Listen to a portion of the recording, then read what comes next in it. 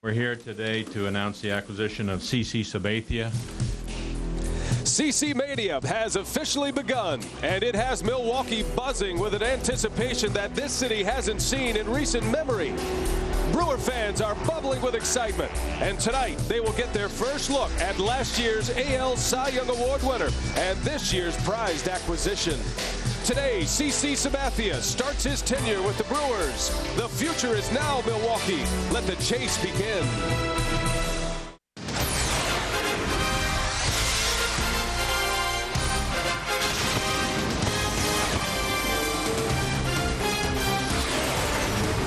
Well, it is anything but another night at the ballpark. The long lines prove the fever pitch in Brewtown tonight. They have come from near and far to see CC pitch. CC Sabathia making his Milwaukee Brewers debut. The Brewers open the day 4 games back in the National League Central. The Chicago Cubs made a big trade just moments ago. They picked up Rich Harden from the Oakland Athletics. So the counter move has been made and a sellout expected tonight as the Brewers welcome the Colorado Rockies. It is game 2 of this 4-game series. And hi, everybody, and welcome from Miller Park. Brian Anderson along with Bill Schroeder. You can certainly feel the energy in the ballpark right now. A lot of anticipation set for this one, Rock, and certainly for CC Sabathia and Ned Yost and Mike Maddox and even Jason Kendall. It's all about getting CC back into some normalcy. Well, and the Brewers are hoping this is the beginning of a push to the postseason, but for CC Sabathia, he's got to be looked at as just another start. I mean, he's been outstanding. The Brewers are going to see him for 16 starts. You figure if he pitches well in 3 quarters of them, I think the Brewers are going to be very happy, but Sabathia got off to a slow start this year. His first 2 starts, not all that great, but 14 starts since. One of the best earned run averages in all of baseball, 2.16. He's got 10 quality starts in that time. The thing you love about Sabathia in his career, he throws strikes. He doesn't mess around. A very good strikeout to walk ratio, and hopefully that'll continue here tonight. He's just got to relax. The most strikeouts in the big leagues, making his Brewers debut. He'll have 2 starts before the All-Star break. I'm ready to go. There's no reason to sit at home and wait around and, get a chance to get up here and meet some of my new teammates, know the city, and, jump right in the fire. I'm ready.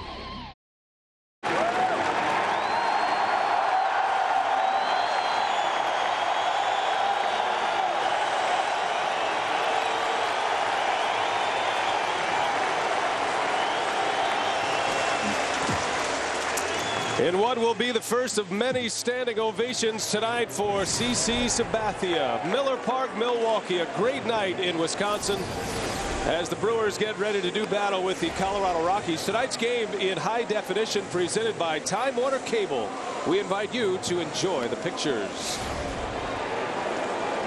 And the big man from Northern California is on the mound, getting his warm-ups in. Rock will be making his 19th start of the year. His numbers with the Cleveland Indians this year. No, outstanding. I mean, his last 14 starts with the Indians, terrific. 10 quality starts in that stretch, and a 2.16 earned run average. He's got an outstanding breaking ball. People forget about his changeup, how good that pitch is. And just check out the strikeouts to walk ratio. Very Ben Sheets-like. Let's check the lineup that Sabathia will face tonight from the Colorado Rockies, turned in by manager Clint Hurdle. It's brought to you by Jeep. Willie Taveras leads off in center field. Clint Barmas at third base. Matt Holliday's been red hot. He's in left. Garrett Atkins, Ryan Spilborghs, and Yorvi Torrealba in the middle, with Jason Nix just arriving to the big leagues today. Omar Quintanilla and Mark Redmond rounding it out. And there is Clint Hurdle, the all-star manager for the National League. CC Sabathia, Cy Young Award winner last year, ready to make his first pitch as a Brewer.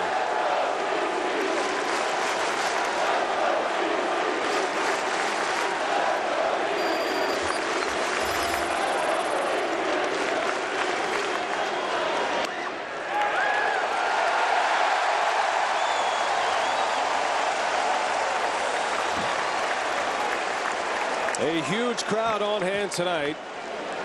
A sellout expected, which would be the 16th of the year as Sabathia starts Taveras with strike 1, and away we go. And what a thrill it must be for generations of Brewers fans to not only have a horse like Sabathia on the mound, but to be involved in a race right now and to be able to make the kind of move that means this franchise is ready to go to work for a playoff run. It was only a couple of years ago where the Brewers were on the other side of deals like that at the trading deadline. Things have certainly changed around here, and CC Sabathia, a welcome addition to a very good ball club already. And the Brewers hoping that he's going to push him over the top into the postseason. Got to go back to 1982 when the Brewers acquired Don Sutton in August. And of course, the future Hall of Famer at the time would help the Brewers into the postseason, into the World Series. That was an August move. This was an early July move. Tickets went rapidly once the trade was finalized yesterday morning. It was Monday morning when the deal was officially done. CC had the option to take 2 or 3 days off. He said, I want to be there tonight and I want to pitch tomorrow. Those were his quotes from yesterday to general manager Doug Melvin. Boy, you love to hear that. And he is amped up. That last fastball at 97 miles an hour. He's going to stay at about 93 to 94. Nasty slider and a pretty good changeup.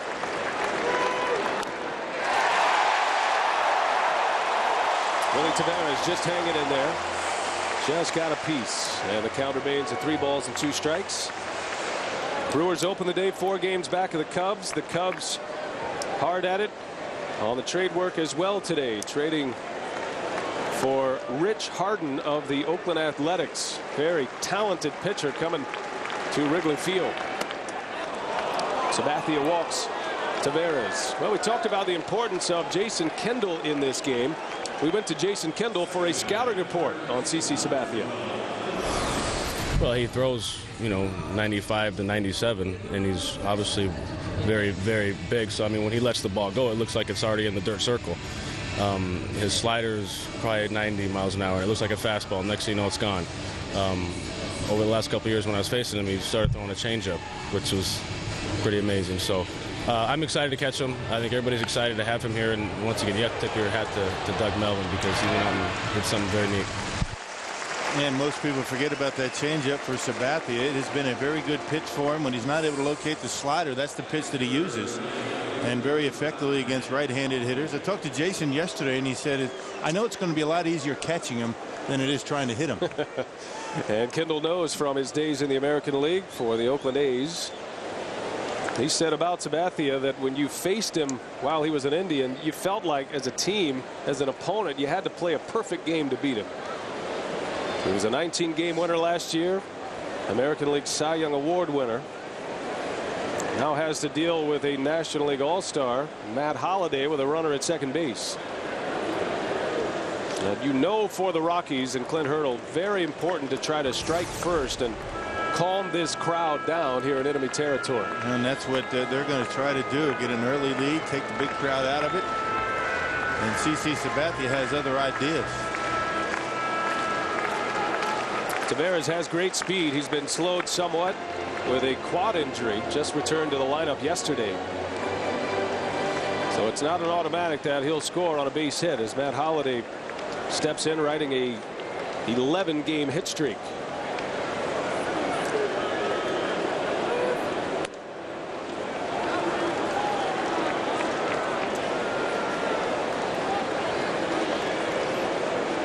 Sabathia arrived to town yesterday. He charted the game in the dugout yesterday. So he's had a good 24 hours with his new teammates. A change up. Weeks coming in. And he makes a play for out number 2. Pulled the string on him a little bit. Holliday out in front, and it's out number 2.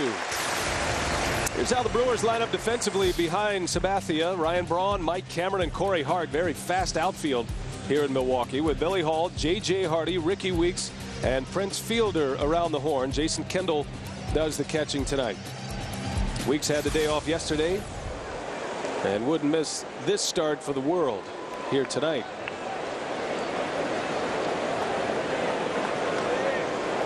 Two outs for Garrett Atkins. Rockies have a runner at third here in the first.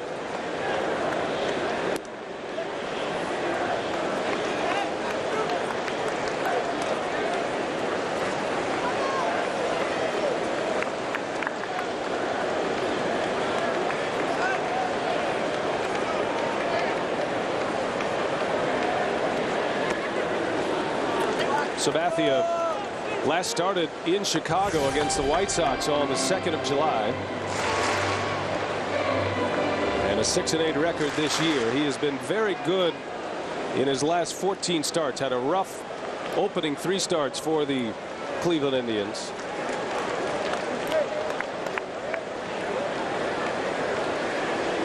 Sabathia's ERA rocked in his last 14, 2.19. Man, his first 4 starts, he was 0-3, gave up 27 earned runs in 18 innings, but has since turned it around in a dramatic fashion. His last 14 starts have been great. Falling behind 3-0 on Garrett Atkins, and Sabathia walks him. 2-out walk, couple of walks in the inning for the Rockies. They walk a lot. Very patient club at the plate. And here's Ryan Spilborghs now. I mean, you figure it's got to be a very emotional first inning for Sabathia. Lots been going on with him in the last 48 to 72 hours. All amped up for this start. Control a little bit off so far. Remember, he doesn't walk too many. 34 walks coming in 122 innings. Major league leader in strikeouts right now, Sabathia. And a good fastball in there against Spilborghs.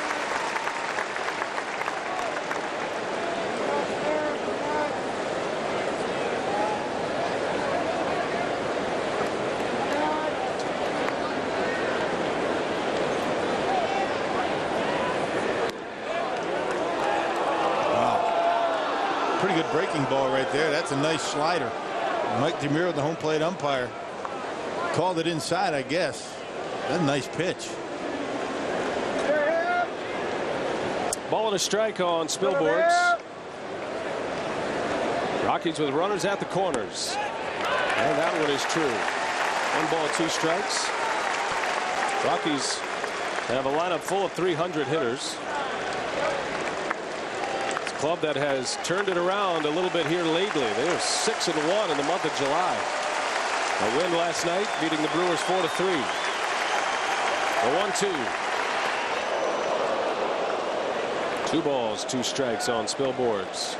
Sabathia said he knows the kind of emotions he's going to be feeling. He said he wants to, feel them and then brush them aside. He didn't want to act like it's going to be just a regular start because he knows it's not.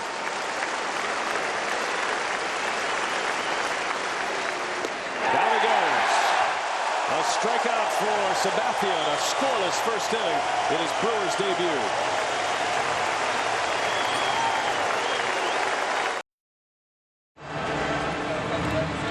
Sabathia with a scoreless first inning, couple of walks, some nerves you could understand. And the Brewers now coming up for the first time against Mark Redmond. Ned Yost sending out a lineup that has done very well against left-handed starters this year. 19 wins, only 8 losses this season. Lineup brought to you by Chrysler. Ricky Weeks, J.J. Hardy, Ryan Braun at the top of the order with Prince Fielder, Corey Hart, and Billy Hall in the middle. Mike Cameron, Jason Kendall. And an added bonus, CC can swing the bat, a career 300 hitter. And he'll get a chance to do so on a regular basis. And the Brewers will face journeyman left-hander, former first-rounder Mark Redmond. It's been a while since Redmond has faced the Brewers. It was 06. He's 6-2 with a 2.49 ERA against the Brewers in 9 starts. Pretty good numbers, and he's 3-1 here at Miller Park. Making his second start since returning from the minor leagues. Had a good outing against the Florida Marlins on Thursday. Went 6 innings and only gave up 2 runs. And bounced around quite a bit in his career. Redmond now 34 years of age. The second largest lefty on the mound tonight, though. He's 6'5". That normally doesn't happen as Weeks delivers with a base hit. Good start for the Brew Crew as their leadoff hitter is aboard on a single. And how about our Piggly Wiggly scouting report on Mark Redmond, Rock? Well, the first inning is very important for Redmond. He has given up 31 runs this year and 14 of them in the first inning. If you add the second inning, that's 6 more runs, so 20 runs that he's given up are in the first 2 innings. He's got a very good changeup. That's the pitch that Ricky just got a base hit on. And Jason Kendall and Mike Cameron have the most success against Mark Redmond. 10 for 26 in their career. Well, Mark Redmond actually traded for Jason Kendall in 2004. Redmond went from the A's to the Pirates. Kendall went to Oakland.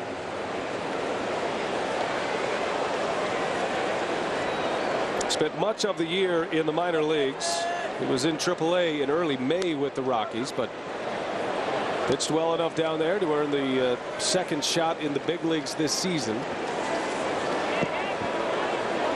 Once a 14-game winner, Mark Redmond, in the big leagues. That was for the Florida Marlins back in '03. Actually started a World Series game that year. Hardy goes to the opposite field, a base hit.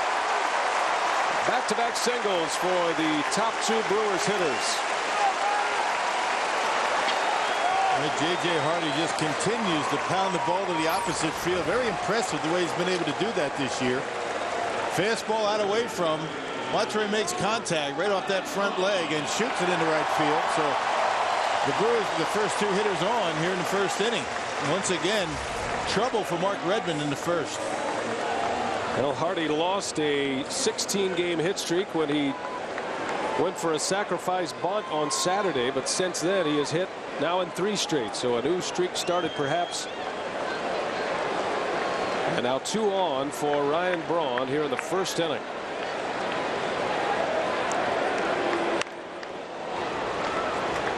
Ryan Braun just accepted the invitation to be a part of the Home Run Derby in New York. So he'll get a chance to show off his home run swing. Ryan Braun with 21 home runs this year. Utley is the league leader. A couple of second basemen on this list. How about that? It's been a while since that's happened. And Brett Boone was a participant, a second baseman. There has been 1, but I don't know about 2. Well, Dan Ugglet and Chase Utley. Braun currently 8th in the league in home runs with 21. He's 9th in the league in RBIs, has 59.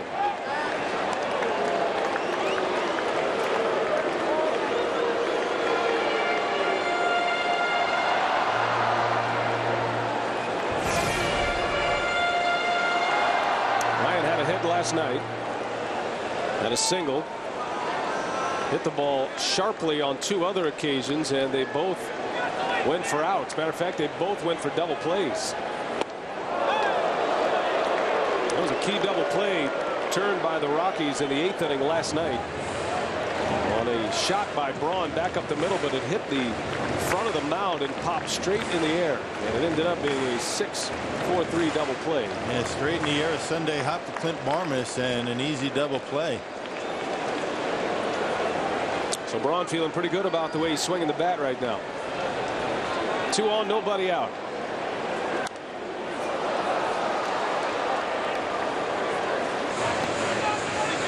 Quite a contrast in styles between the 2 left-handers matching up tonight, Mark Redmond and CC Sabathia.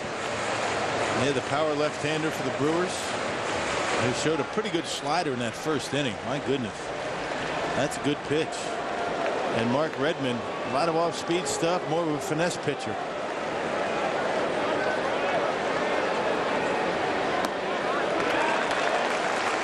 Braun lays off the changeup. 2-2 the count on Ryan. Both first rounders. Redmond by the Twins in '95. CC Sabathia in '98. Sabathia just a 17-year-old at the time, a high school pitcher. Yeah, Sabathia throwing his changeup in the first inning at 87 to 88 miles an hour. Redmond's fastball's at 84, 85. 2-2 to Braun. And he launches one deep left field. A 3-run home run. What a start. Ryan Braun, his 22nd of the year. And the Brewers take the early lead here tonight.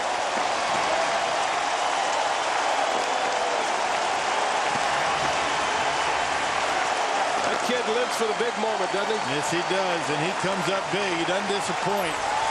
Pitch down and in. Check it out. Down and in, and just drops the head of the bat on it. And no chance that stays in the ballpark. Well, Ryan Braun has really been swinging the bat pretty well the last 3 days.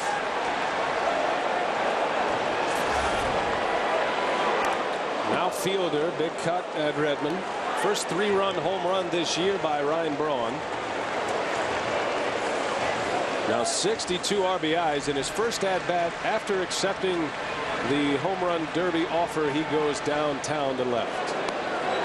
Well, the pig never lies, does he? Now 17 first inning runs that Mark Redmond's given up.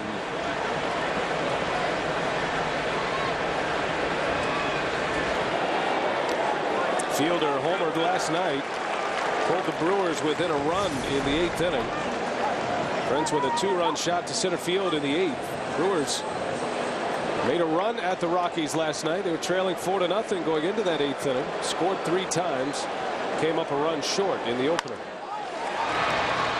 Jason Nix takes care of Fielder for the first out of the first inning.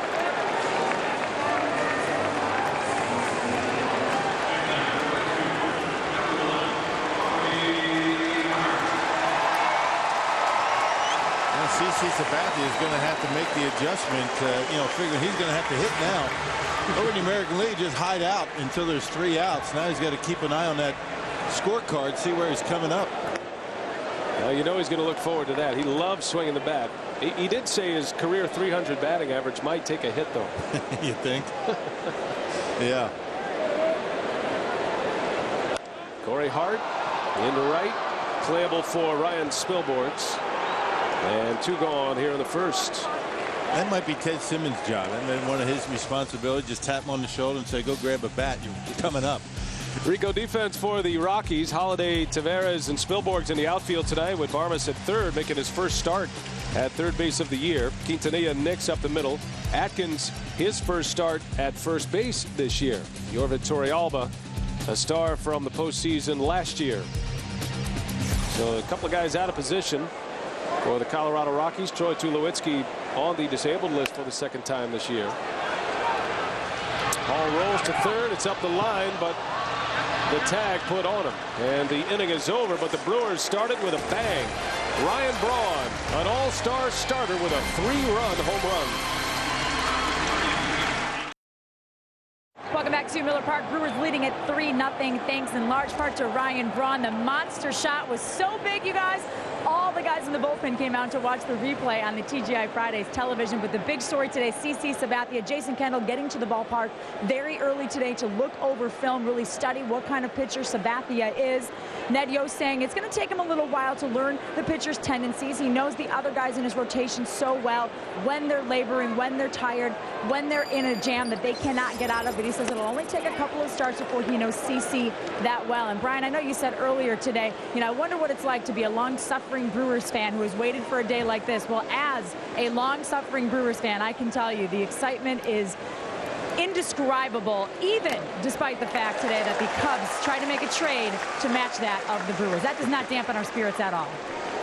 Well, you got to give the Cubs some credit because they responded quickly to the Sabathia trade, and the Cubs went out and traded 4 players for 2, 6-player deal in all, as Sabathia works ahead of Yorvin Torrealba, ball and 2 strikes. And players with big league experience, most of them anyway.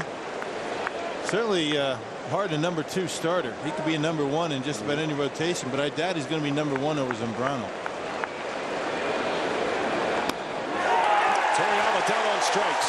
Sabathia, strikeout number 2.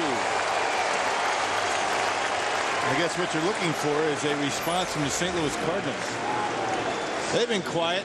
Here's that fastball right on the inside corner at 96 miles an hour. Boy, you like what you see so far. No sign of nerves at all. Here's a trade recap from earlier today. Harden and Godin coming to the Cubs from Oakland with Sean Gallagher, Matt Burton, Eric Patterson, and John Donaldson, who is a minor league catcher in the Cubs system. So a 4-for-2 deal. Harden 5-1 this year with a 2.34 ERA.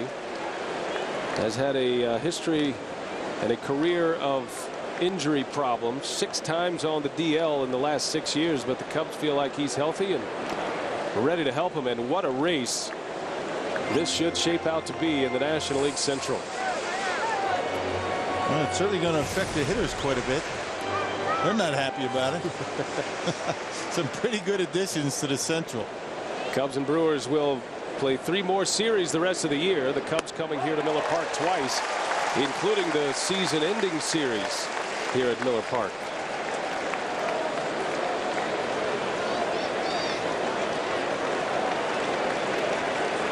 Great time to be a baseball fan in the Midwest, and especially right here in Brewtown.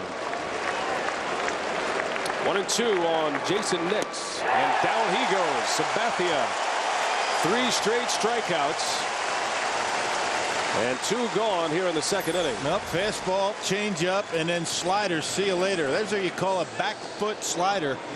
The one that Randy Johnson used to throw when he was younger.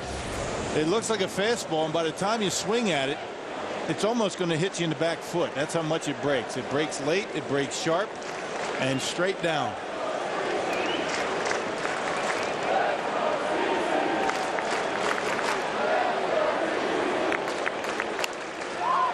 Omar Quintanilla into the lineup tonight. Rockies banged up. Mentioned the Troy Tulowitzki trip to the disabled list on Saturday, a laceration of the right hand. And then last night, Jeff Baker sliding into second, injured his wrist, so he's out of the lineup tonight. Quintanilla gets the call, a left-handed hitter, and he must have had a message for his manager that probably sounded something like, "Hey, thanks a lot." I'll take the start, coach, but don't expect too much. He had 2 lefties in the starting lineup. Redmond, the pitcher, and Quintanilla. Against the 6'7" Sabathia. 0-2. CC trying to strike out the side here in the second.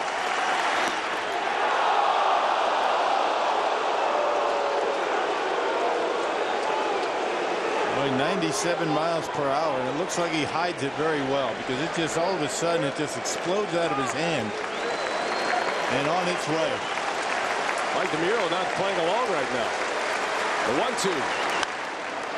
Little roller out to Weeks. And Sabathia, 1-2-3 inning with a pair of strikeouts. 2 scoreless for CC. As we head to the bottom of the second, the Brewers coming to bat. Sabathia, he'll be swinging the bat when we continue. Catcher likes to throw. I got the first baseman. Nobody out. What's the worst thing that can happen? Line drive, double play. You're the best. Here we go.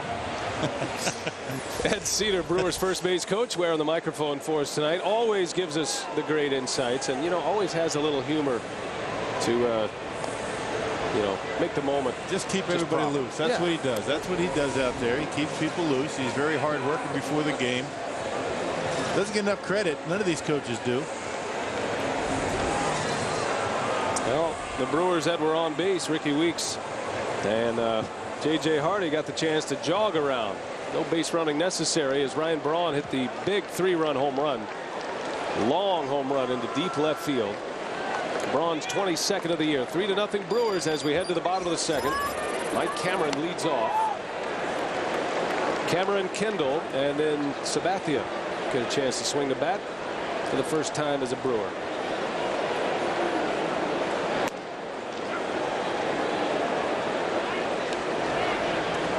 I'm not sure what Sabathia is more fired up for, the chance to pitch in front of this sellout crowd with his new team, or the chance to swing the bat. It's all he talked about yesterday.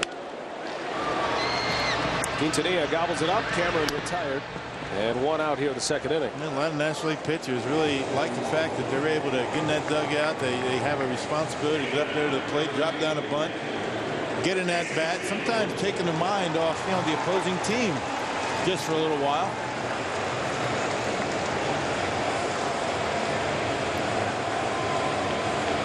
Kendall will try to get on for him. Jason batting .272 coming in with a home run and 26 RBIs. His batting average bottomed out just a few weeks ago in the mid-240s, but it's been on the rise the latter part of the road trip and on this homestand so far. Quintanilla takes care of Kendall. 2 up, 2 down on a couple of ground outs to short. And here comes Sabathia.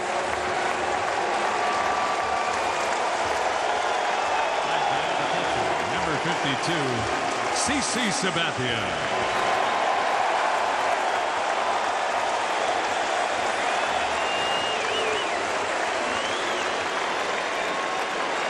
Standing ovation number 3.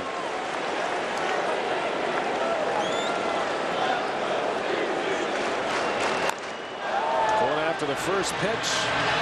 And a quick inning for Mark Redmond. 3 up, 3 down, 3 ground ball outs. To the third we go from Miller Park. 3-0 Brewers.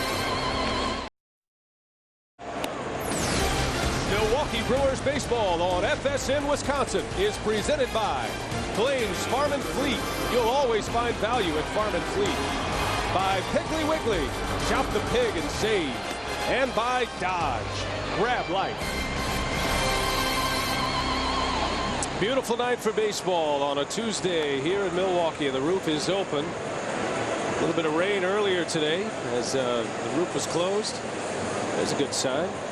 You got to follow the pictures though. Mark Madanasio, the owner, plus the general manager Doug Melvin equals stud. And I like that last image there, the World Series championship trophy. Yeah, that's what it's all about, isn't it? I think you add all the pieces to the puzzle. Maybe CC Sabathia may be the final piece to the puzzle. We'll see. But Mark Madanasio liked his team, his Brewer team, even before the trade. Gotta love it now.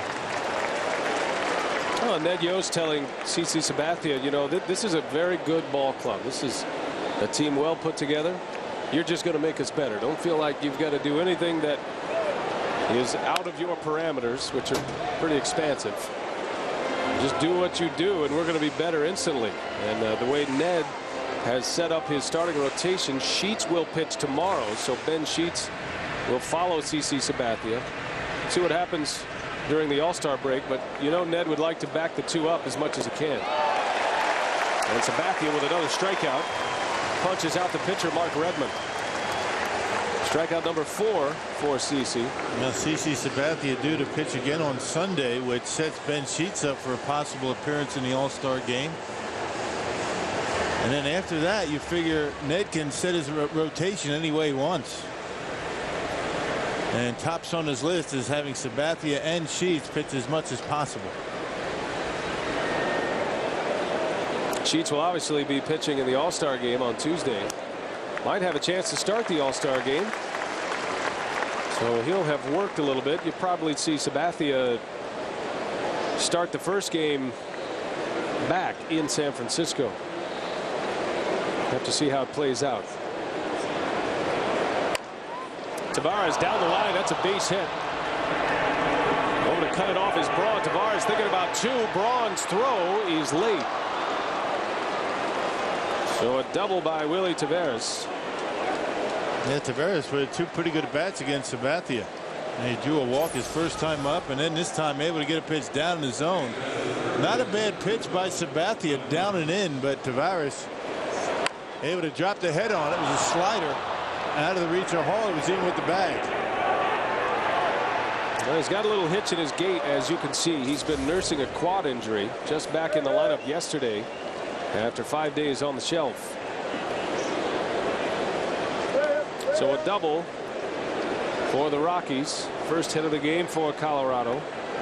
And the third base runner as Clint Barmas bats.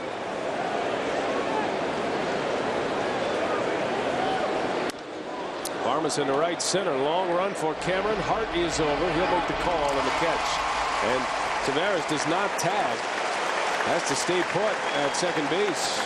Maybe a bit of a mistake on the bases for Willie Tavares. No, he got back, but because he's not running all that well, he wasn't able to go. You don't want to make the third out at third base, and a healthy Willie Tavares gets into third base easily on that fly ball.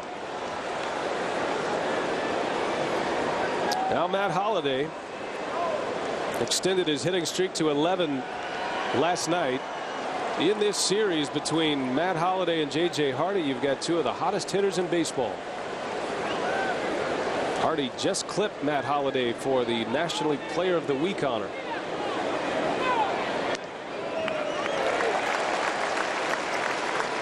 Holliday has hits in 22 of his last 23 games. And a .344 batting average overall. That batting average good enough for 4th in the league. He missed 15 days while he was on the disabled list with a hamstring injury. Still putting up gaudy numbers. And a tremendous hitter that can use right field extremely well and with power. I mean, there's really not one way to pitch this guy. He's got to keep the ball down, hope he hits it at somebody.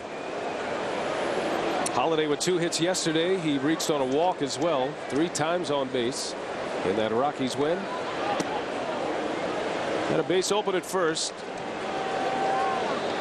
Sabathia, not the kind of guy who pitches around hitters, though.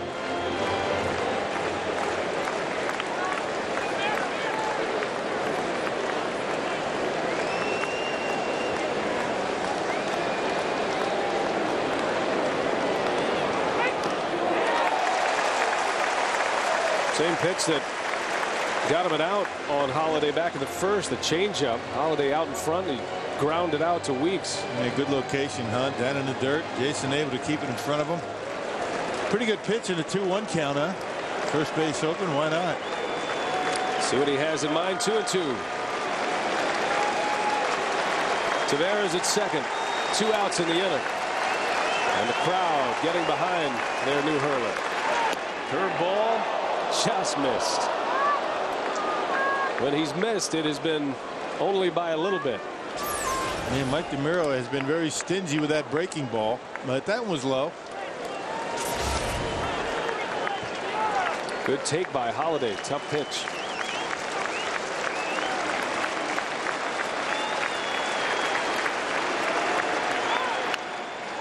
Another breaking ball. Fair ball. The long throw for Billy. And it's in time. He had to hesitate for a moment as Tavares cut right in front of him. Strong enough arm to get the out. 3 scoreless innings. They're still coming into the ballpark here at Miller Park. 3-0. The Brewers lead the Rockies. Bottom of the 3rd inning we go. Top of the order coming up for the Brew Crew. Mark Redmond back on the hill. Gave up 3 straight hits in the 1st inning. And it ended with a Ryan Braun 3-run home run. Since then, Redmond has retired 6 in a row. Redmond had an unbelievable 1st inning earlier this season at Dodger Stadium in Los Angeles. He gave up 10 runs in the 1st inning. And then he pitched 5 scoreless after that. He went 6 innings in that game. First of all, what do you do to stay in a ball game when you've given up 10 runs in 1 inning? Yeah. Well, your team's pretty much out of it, particularly in that ballpark. It's not a very good hitter's ballpark.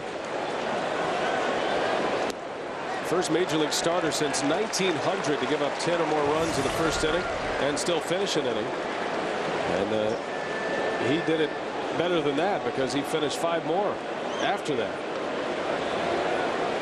He was with the ball club in April. Rocky start. No pun intended. Sent down to AAA in early May. He's really only had 2 bad starts. That one in Dodger Stadium that you talked about, and then he had one the very next start at St. Louis. I should say in Colorado against the Cardinals. Now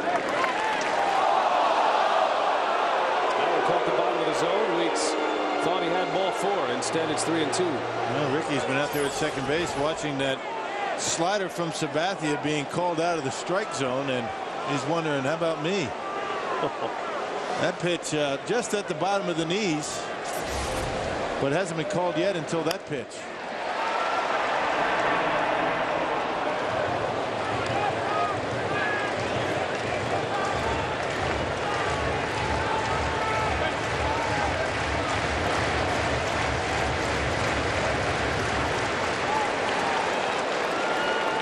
Weeks singled his last time up. Counted at 3-2 here against Redmond. Ricky sees a lot of pitches, and that's what he's trying to do here against Mark Redmond. 10th season in the big leagues. Mark Redmond up and down last season. Signed with the Rockies late in the year in August, and then re-signed with them for the 2008 season. They made some pretty good starts for the Rockies at the end of the year. Pitched pretty well, helped them get into the postseason. But as we mentioned, he made some pretty good starts as a member of the Florida Marlins against the Brewers. I mean, a devastating changeup. He hasn't thrown as many tonight. He's throwing more of a 2-seam fastball. Former All-Star Mark Redmond. He was an All-Star with the Royals just 2 seasons ago, back in '06. Tough year last year for him. He was with the Braves to begin the year. He got released, signed with Texas, went to the minor leagues, ended up with the Blue Jays, then ultimately the Rockies. That's a fair ball down the line. Extra bases for Weeks. Ricky around second. He'll hold up there with a double. Second hit of the night for the Brewers leadoff hitter Ricky Weeks, and a terrific at-bat. Well, he went from what he thought was a base on balls to getting a pitch about 3 pitches later and ripping it inside the third baseline. Boy, Redmond really pounding his own inside on Ricky Weeks that entire at bat. Able to tuck it in there down the left field line for a leadoff double. A 9-pitch at bat for Ricky. Left that one out over the plate.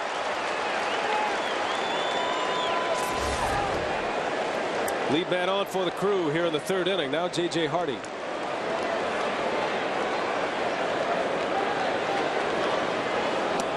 And Hardy takes a ball inside.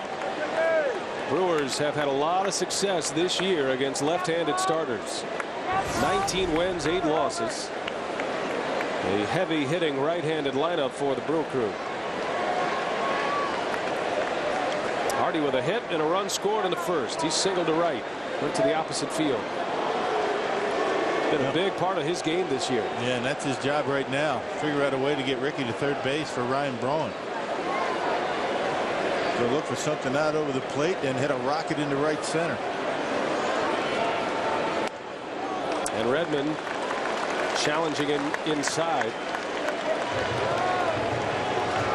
The thing about J.J., the way he's swinging the bat, you make a mistake in there, he'll hit it out of the ballpark. That's right.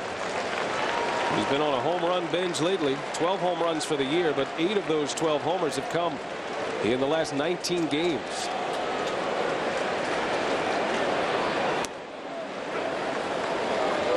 Talked about the hot bats between Matt Holliday and J.J. Hardy. There are the numbers. Hardy a .420 batting average since June 10th. Holiday's at .388. More home runs from J.J. Hardy. Holliday more RBIs. Down the left field line, out in front of it. That'll hook foul. And those numbers weren't too shabby, were they? I like it. Well, his hot streak came about maybe 2 weeks too late for an all-star nod, but nobody's doing it better at the shortstop position right now. Even Henley Ramirez. Been a lot of talk about Ramirez. Hardy is a better defender than Ramirez, and now the offensive numbers are there. Weeks took off, ground ball to second. Nix will get the out. Ricky off with the pitch. So he ends up at third on the ground out from J.J. Hardy. 1 man gone. Well, a pretty good jump by Ricky Weeks. Nobody really worrying too much about him at second base. But J.J. does the job, hits behind Ricky. He didn't know he was going to run. And now a man at third base for Ryan Braun.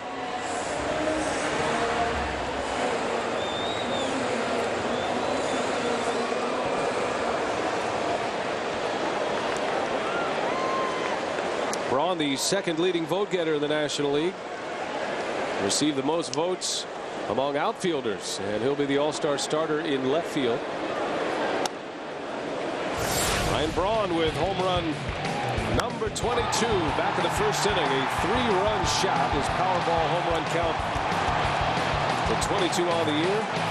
Braun now with 62 runs batted in. Now you know Redmond didn't want it down and in. He probably wanted it up and in. Infield is in for the Rockies as Braun takes one off the plate. Let's see how aggressive the Rockies are going to be with Ryan Braun. First base is open. You got Prince on deck. They may be careful with Braun and try to get Prince to hit into a double play.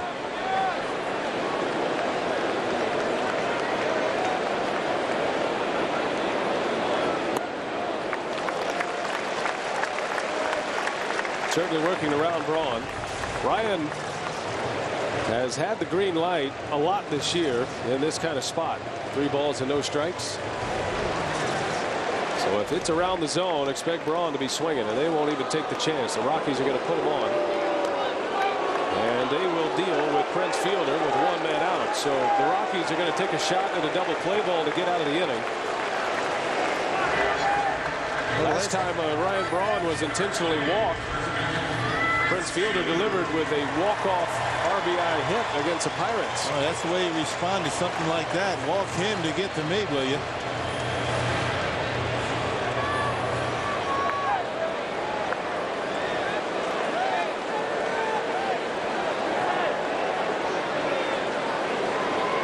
Prince has runners at the corners with one out. Grounded out his last time up. And Redmond finds a corner.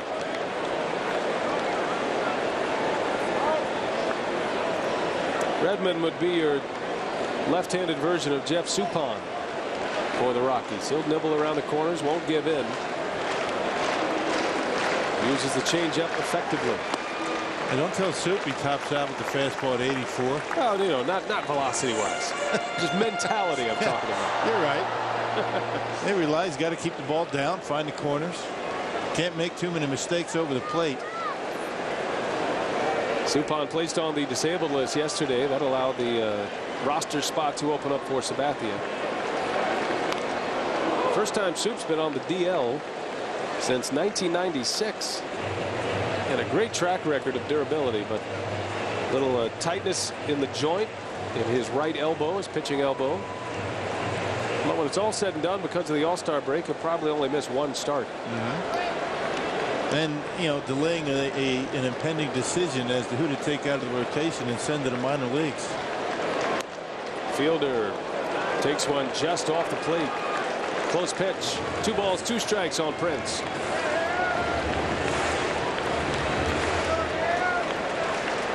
A chance for some runs here in the 3rd inning. Brewers got 3 in the 1st on a 3-run homer by Braun. And now Fielder batting with 2 on and 1 out.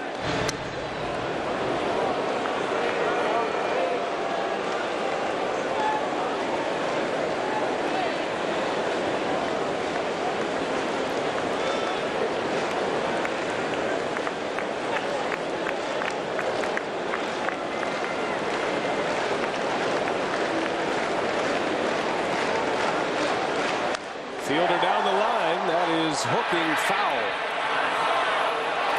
That remains a 2-2. Yeah, that big lazy curveball from Mark Redmond. Prince just couldn't wait back long enough. It was up in his zone, but a little bit too much inside. That last pitch at 77 miles an hour. Prince normally pretty good at keeping that inside pitch fair, but that one enough of an off speed to get it out in front. Again with a 2-2. And a check on Braun. Ned Yost typically does not run in a spot like this. You know, if you're thinking that you send Braun, who's very fast, you stay on the double play, but Fielder hits a lot of line drives, and Ned's more against the line drive double play than he is the stolen base to stay out of the double play. On the ground, and it's gloved by Barmas. Good play, and safe at second, safe at first, and a run scores. A poor throw by Barmas, who's making his first start of the year at third base. It pulled Jason Nix off the bag, and everybody's safe, and a run is in. No, that's just not a good defensive play. You got to make sure one right here. They're trying to be too quick, turn the double play, and they don't get anybody. They tried to make the spectacular play and ended up not getting anybody. That's going to be an error. Rockies defense has not been very good in this series so far. Go, P! No, no, no! Yeah, baby! Little encouragement down the stretch from Ed Cedar. And now Corey Hart with 2 on and 1 out. Ed has one of those voices that doesn't matter how many people are in the ballpark, you can hear it. Yeah. You can never lose Eddie in a crowd. If he wants you to find him. That's got to be an error on somebody, doesn't it? They haven't shown an error yet. Yeah, no error posted as of yet, but you would think the errors would belong to Barmas. Right now they're calling it a fielder's choice and an RBI for Fielder. Well, it's an RBI regardless because you can't assume a double play, but I mean, that's got to be a play that a second baseman and shortstop got to be able to make, at least get one. That was just a bad throw. Rockies normally a very good defensive club, the best defensive team in the league last year. Not so this year, and they kicked it around in the 8th inning last night. That's what almost cost them the game. The Brewers had 2 men on to start the inning on an error and a pop-up in the infield that landed about 15 feet from home plate. Dropped in between Iannetta and the third baseman Garrett Atkins. Yeah, they just looked at each other as they hit the ground. Even the grounds crew getting into the Corey Hart to the All-Star Game act. Nice touch back there behind the plate. Into center field. Tavares with room. Braun will tag at second. And Ryan will make it to third. Hart flies out to center. 2 outs in the inning. Now the Brewers with runners at first and third.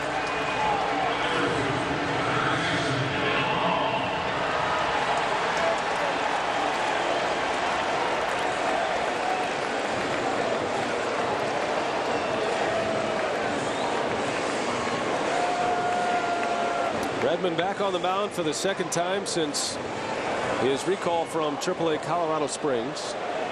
And the Brewers have him down 4-0.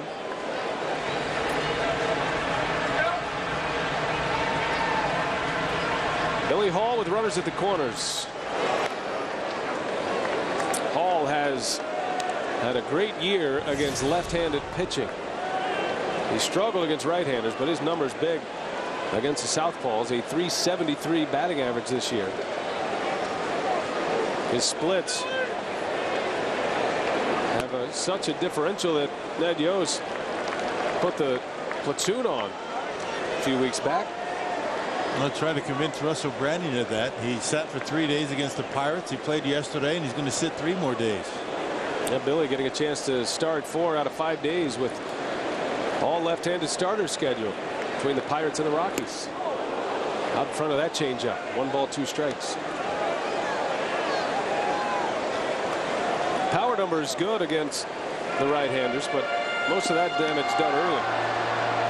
Hall had a huge weekend against the Pirates in the 3-game series. All 3 left-handed starters, and Billy took advantage.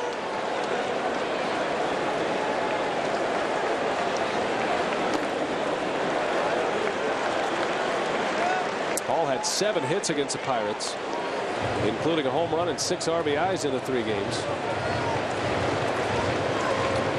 And Russell was given the opportunity to play last night against the guy who had the best pitching performance against the Brewers in his homestand. Ubaldo Jimenez went 7 shutout against the Brew Crew with 7 strikeouts. Billy rolls to short. Quintanilla the out at second. And the Rockies defense allows the Brewers to put another tally on the board. 4-0 for CC Sabathia. 3 head to the 4th. Well, if you're just joining us, our game reset brought to you by Potawatomi. CC Sabathia making his Brewers debut here tonight. A little shaky in the first with a couple of walks, but he had a strikeout to end the inning. And Sabathia has now racked up 4 strikeouts in 3 shutout innings. Meanwhile, the Brewers scoring 4 times against the Rockies. Ryan Braun with a 3-run homer in the first. Fielder with a fielder's choice and an RBI in the 3rd inning. And it's 4-0 Milwaukee as Sabathia works to Garrett Atkins to start the 4th inning. He's had a very good changeup here tonight. Sabathia, whose fastball has been as high as 96, able to throw that changeup effectively. It's a circle change. It goes down and away from right-handed hitters. Has real good arm action on it. A line drive base hit. Atkins a single into left. And the Rockies have their 2nd hit of the ball game. Aflac trivia tonight. Who are the 6 players in Brewers history to have won a Cy Young Award? Very good question. Not necessarily with the team, right? No, 2 have won it with the team. There's 4 others that won it elsewhere, but we're Brewers. And then there's an asterisk. It's one of those questions tonight, Rob. Okay. Spilborgh's out in front. Another changeup from Sabathia. I like these kind of questions. Cy Young Award winners. Sabathia becoming the 6th to pitch for the Brewers. That's over the head of Hardy. Back-to-back hits for the Rockies. Atkins and Spilborghs. A couple of singles almost in the same spot. And Colorado has something started here in the 4th inning. And remember, this is a very good hitting ball club. I mean, one of the better teams in the National League with respect to batting average and runs scored. And they're coming in pretty hot. So what Sabathia was able to do through the first 3 innings, pretty good. But now, the second time through, Rockies getting better swing. Colorado still feels like they are in it in the race in the West. Diamondbacks and the Dodgers are in a virtual tie at the top of the West. They're even in the standings after the Dodgers have won a couple in a row. Diamondbacks lost last night. Colorado is just 6.5 back right now, despite being 38-52 for the year. Rockies have the best record in July in the National League, 6-1, including that win last night over the Brewers. And they are a club like Milwaukee that swings the bats well against left-handed pitching. Their team batting average is 25 points higher against lefties than it is against right-handers. A .282 team clip. And just like the Brewers, most of their big hitters are right-handed hitters. So advantage offense. 2 on, nobody out. Yorvi Torrealba making his first start of the series. He and Chris Ionetta split time behind the plate. A much sought after free agent this offseason, Torrealba deciding to re-sign with the Rockies. It looked like he was a slam dunk to go to the Mets for a moment this winter.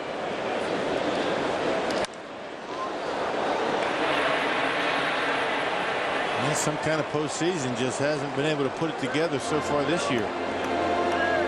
Ionetta getting some playing time. Well, he really made a name for himself, didn't he, in that stretch in September, and then in the postseason really rose his stock quite a bit. On the big stage, Rockies had that great run at the end of the regular season and then all the way to the World Series before being swept by Boston. Pulls that one foul.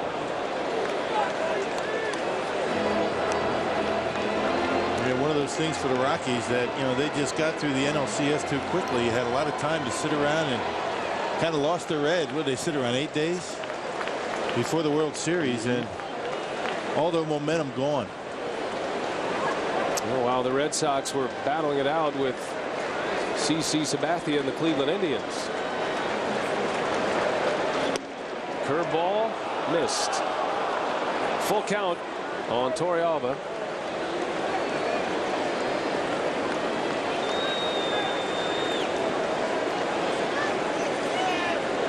Torrealba had 10 hits in the postseason a year ago. He's proven to be a good clutch hitter.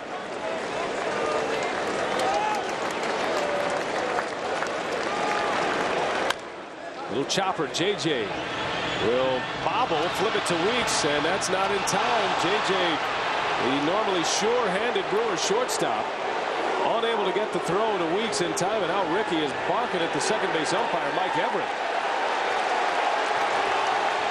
Yeah, Ricky believing that they had the out at second base.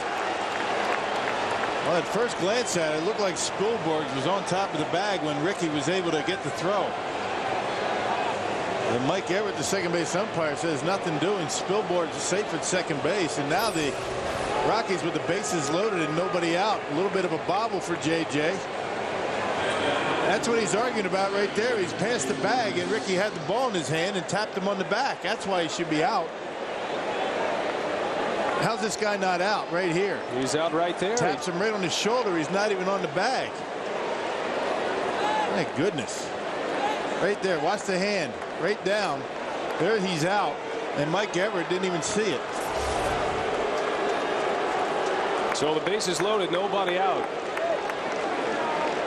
And an error on J.J. Hardy. Now Sabathia's got to go to work. Jason Nix, hot shot to Hardy. Flip to Weeks, the turn. In time for the double play. The Brewers gladly give up the run to get the 2 outs. It's beyond me how you can be out there at second base. Look at that play and not realize that Ricky Weeks had the ball and Spielborgs wasn't even on the bag. And because of that, it's going to cost Sabathia a run, and now it's 4-1.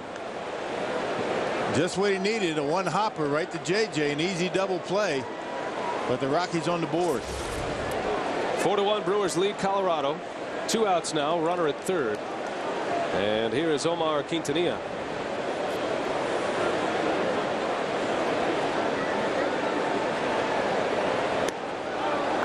Well, you can't blame Quintanilla for doing anything he can to get on. Particularly the man at third base. Why not? Yeah, they're playing back at second base. You know, Sabathia falls off dramatically off the mound toward third. So if you get it by the mound, you've got a hit and an RBI. Not the preferred matchup for Clint Hurdle, but injuries have forced the left-handed bat into the lineup. Ground ball to Prince. He's got it. And the inning ends. Could have been a whole lot worse, but Sabathia gets a key double play ball from Jason Nix. And it's 4-1 Brewers.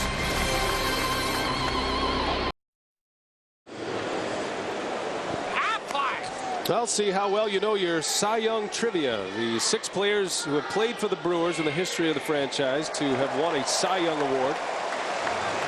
CC Sabathia, the 6th to have done it, and Jim Lonborg from 1967 when he won it with Boston. He was a Brewer 1 year in '72. Raleigh Fingers and Pete Vukovich were Brewers, of course. Mark Davis for the Brewers in '97. Eric Gagne, of course, on the current roster. Now there is an asterisk because Mike Marshall spent part of the '69 season with the Seattle Pilots. Marshall won the Cy Young in '74, and of course the Pilots became the Brewers in 1970. So there's 6 officially. 1 is with an asterisk. And 2 as a Brewer. 2 as a Brewer. And there is number 6, CC Sabathia. He's given up just 3 hits and 1 run, worked out of a bases loaded jam in the 4th inning, the top of this frame. 4-1 Brewers, as Mike Cameron will lead off against Redmond.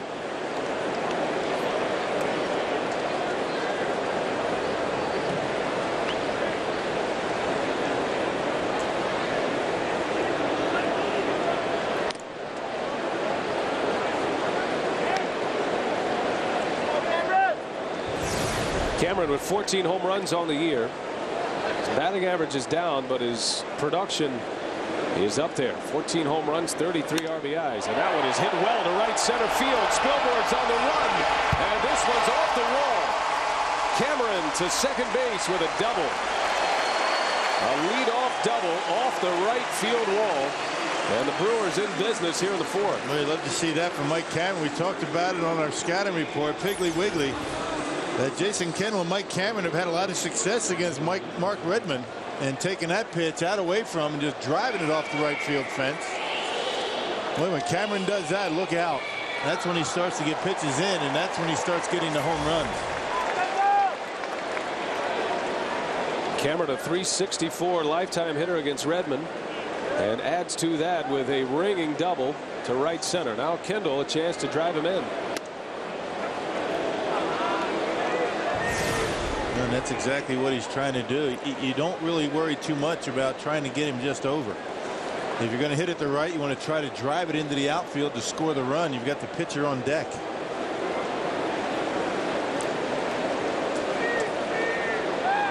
Cameron a big lead and a pickoff attempt. Now the Rockies pitchers have been very conscious of those Brewer base runners. A couple of pickoffs last night. And they've been chasing the Brewer runners back to the bases all day. Cameron likes to steal third at times. Gauging Redmond as Redmond misses inside. Overall, the Brewers, their base runners, aggressive when at second base. Corey Hart, Ryan Braun, Mike Cameron, you see those guys try to steal third a lot. And what that does, it gets that middle infield moving around. If you know that base runners are going to try and steal third, shortstop, second baseman moving around, opening up holes in the infield.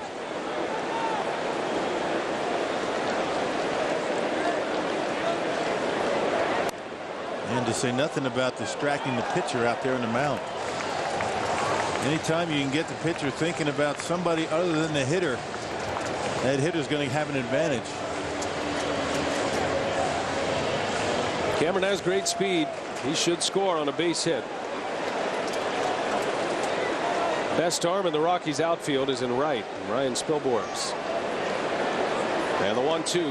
Kendall serves one into shallow center. Tavares coming in. He's got it for the out. And Kendall unable to advance Cameron to third base. One gone here in the fourth. Sabathia coming up. The Brewers pitcher. Eager to get into the cage prior to the game. Gets some cuts in today. Took batting practice with the rest of the starting pitchers and had everybody watching. Pretty good swing he's got. Look how well balanced he is through his swing. Jim Scalen even getting into the act. It's usually Eddie Cedar that is, talking to the pitchers about hitting. But man, when you get CC Sabathia in town, you get the big guy in. Well, maybe the Brewers hitting coach recognized that he's a little more professional grade. Something more to work with, you mean? Ski doesn't look up to too many people.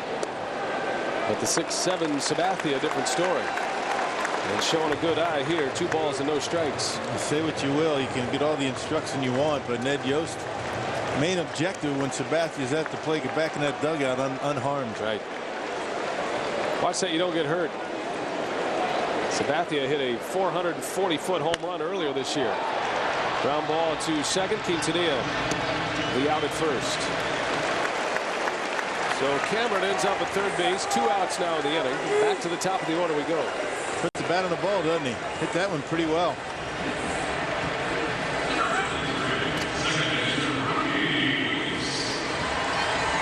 And he said he was a little bit worried about his career batting average. That's going to go south now he's in the National League. Just drifted under 300. But he's probably got another at bat, maybe 2 in him. Well, you hope. You'd hope CC would get maybe 4 or 5 at bats a game, huh? That'd be nice. He can work on his hitting all he wants if he's staying around that long.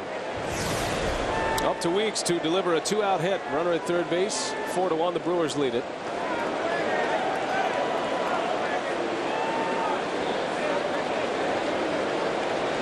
Weeks with 2 hits, a single and a double, and 2 runs scored.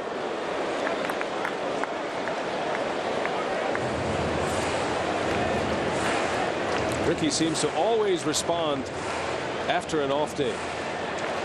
He's been battling the left knee injury that happened in Colorado. Put him on the disabled list for a couple of weeks. He doesn't like to sit, but his manager doesn't ask him. He just gives him days off, usually 1 or 2 a week. Tries to get Craig Counsell some regular playing time at second base when he can. And Ned just didn't like the matchup with Jimenez out there in the mound, Ricky Weeks, and give the left-hander Craig Counsell an opportunity. Hitters count, 2 balls and a strike on Ricky. Caught the bottom of the zone, 2-2. 4-1, the Brewers lead it. 3-run first on a 3-run homer by Braun, his 22nd of the year. And then a run in the 3rd inning. RBI fielder's choice from Prince Fielder. Rockies got their run in the top of this frame.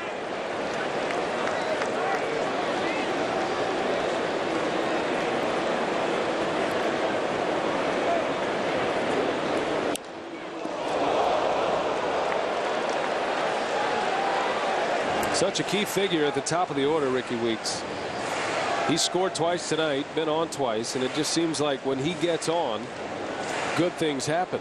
I mean, he scores about half the time when he gets on base. Yep, 60 hits, and he scored 54 runs. Trying to get that on base percentage headed north. Right now it's at 321. season average at .214. Just like in most lineups, as the top of the order goes, usually the Brewers go. Now Milwaukee can generate runs with the long ball, so pretty much up and down the lineup, other than Jason Kendall, instant offense from the top 7 hitters. But usually when Weeks and Hardy are on base for Braun and Fielder, that's when the big damage gets done. Weeks reaches out, lines one to left. Holiday going back, and he's got it just shy of the warning track. So the inning ends a leadoff double. The Brewers cannot cash in. 4-1 Brew Crew as we head to the 5th inning. Time now for our Midwest Airlines crew in the community. CC Mania has hit Milwaukee. The Fan Zone stores at Miller Park sold out of the first allotment of Sabathia merchandise almost immediately last night. So Rick Schlesinger and company were back at it this afternoon, restocking the inventory at the Miller Park Fan Zone locations. Midwest Airlines is, of course, proud to be the official airline of the Milwaukee Brewers. And man, do people want to see this guy pitch. Yesterday, 27,000 tickets sold. An average day is about 3,000. They sold out, obviously, tonight. And what a standing ovation he got. And Brian and Bill, I'm not sure if you caught this, but when he came out to the mound, out of the dugout at the beginning of the game, to a standing ovation, CC Sabathia gave a little wave to the crowd. So he's obviously very appreciative already of this town's support of CC Sabathia. He certainly seems like a guy who sees it all, you know? He sees it all, maybe. Yeah, he gets it. He gets what his responsibilities are. It's not just out there on the mound. He takes it all in. Just yesterday was a great example. It's such a media whirlwind for Sabathia as he arrived. And it does stand for Karsten Charles.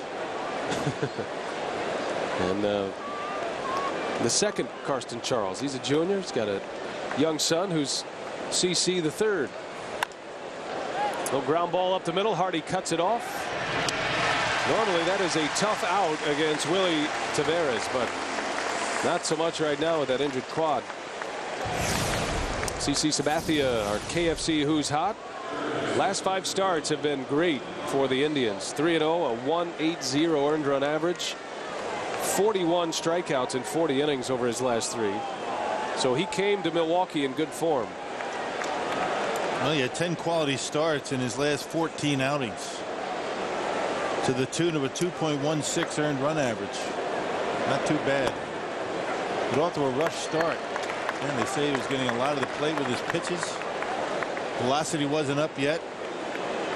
Started out 0-3 in his first 4 starts. Sabathia, 2-time All-Star. Cy Young Award winner last year, 19 wins a season ago. A career high for him, 19-7 and a 3.21 ERA. He and Fausto Carmona combining for 38 wins last year for the Indians. And it was the Cleveland injuries to key players, guys like Hafner, Carmona, that sent Cleveland spiraling in that American League Central and made Sabathia available for trade. Yeah, the Indians have lost 8 in a row. 1-2 the count. Hit well to left. Braun coming over toward the line. He's got it. And Sabathia, a 3-up, 3-down inning. 4-1 the Brewers lead as we head to the bottom of the 5th. 4-1 the Brewers lead the Rockies as we head to the Brewer half of the 5th inning. And tonight's Tavern of the Game winner is Chicago Street Pub and Grill in De Pere, Wisconsin. If the Tavern calls the Milwaukee Brewers by 8 a.m. tomorrow, 414-902-4572. Chicago Street Pub and Grill will receive 40 tickets to a Friday night game in the Miller Lite Beer Pen for this season. This offer is courtesy of the Tavern League of Wisconsin and Miller Lite. J.J. Hardy leading off for the Brewers here in the 5th inning. Hardy, Braun, and Fielder due up against the left-hander Mark Redmond.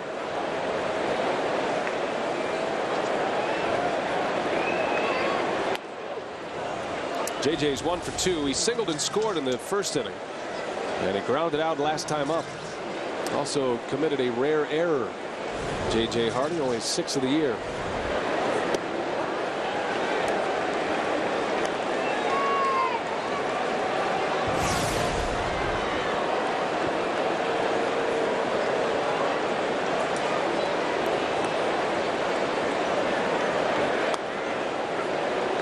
corner.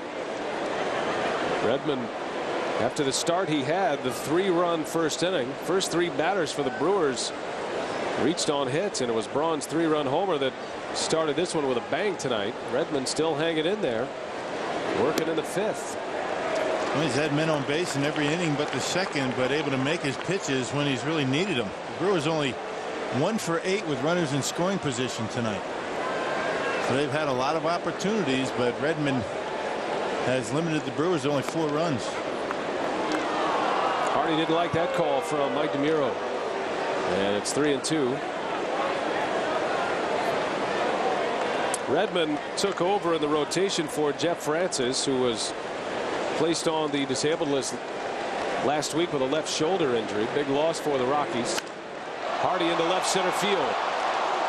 Taveras with room at the track makes a catch for out number 1. Hardy just missed it. It's somewhat of a damp night here at Miller Park. There's been a lot of rain in the area. It looks like it might rain again at some point, but weather like this really not very good for getting carry on your fly balls. That ball just died out there in the gap. Ryan Braun adding to his totals. Powerball home run leaderboard for the Brewers. Ryan Braun with his 22nd home run of the year back in the 1st. Fielder hit number 17 last night. Hart and Cameron with 14. As a team, the Brewers have hit 118 home runs this season and have been on quite a home run binge as of late. Fielder's home run last night, the 46th home run in the last 25 games. So nearly 2 a game for an extended period of time for the Brewers, who were out of the gate a little slow on the home run ball.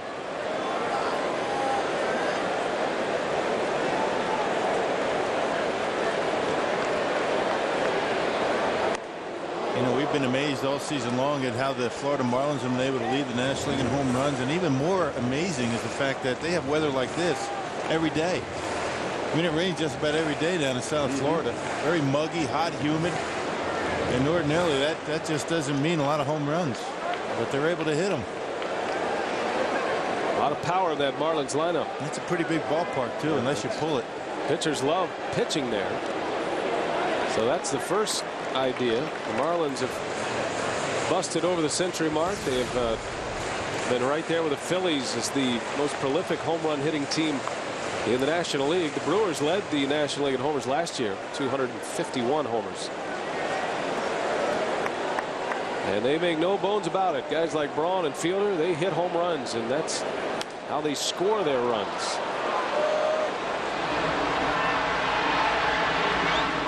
Braun flies out, 2 up, 2 down for Mark Redmond. But over the long haul, the Brewers are going to hit their home runs, and they're going to get their runs with the long ball, but you got to figure out other ways to score. And tonight a perfect example of you need to get that 1 base hit, that 2-out single, something that the Brewers did a pretty good job of against the Pirates and on the last road trip. You just can't rely on the home runs. They're great, but you got to get them in other ways.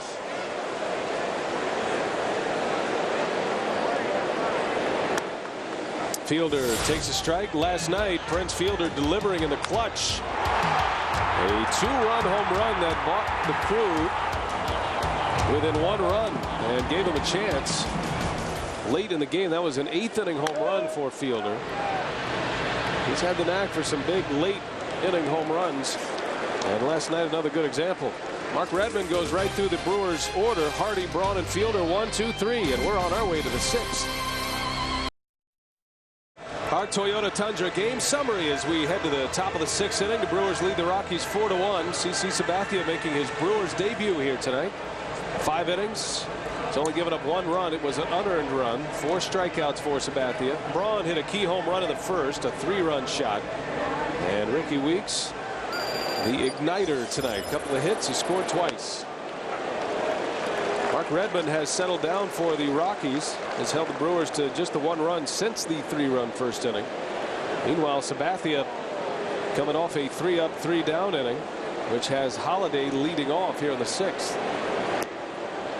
Always important to have Matt Holliday up there with nobody on base. Yeah, you can make him hit your pitch. And first couple of guys get on, you got to throw him strikes. That's when he becomes very dangerous.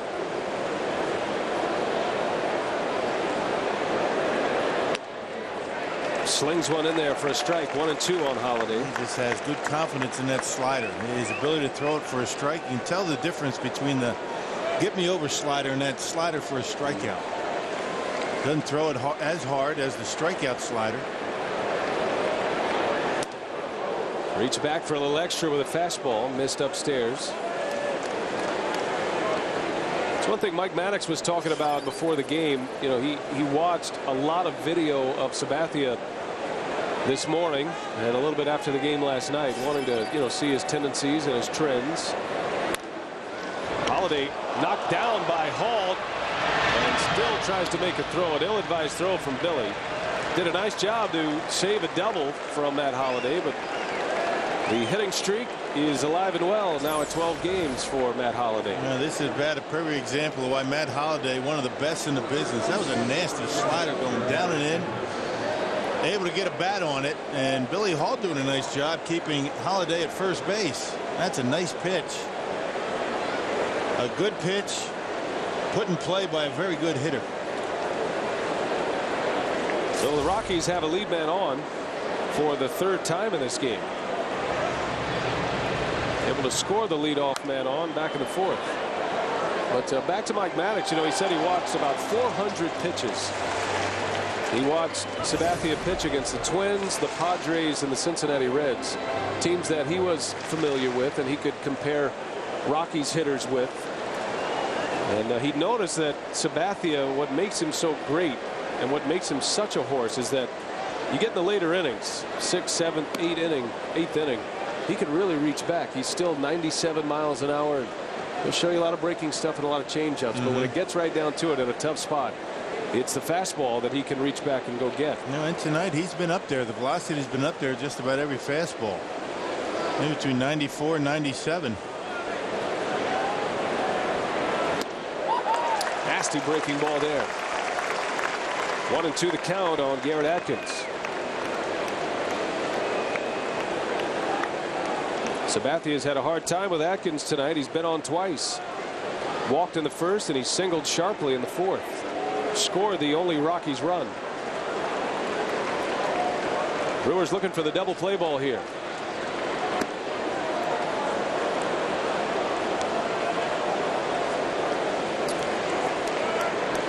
Atkins has grounded into 12 double plays this season, but he opened the day tied for 8th in the National League in batting. Currently a .309 batting average. Lays off a tough pitch. 3-2.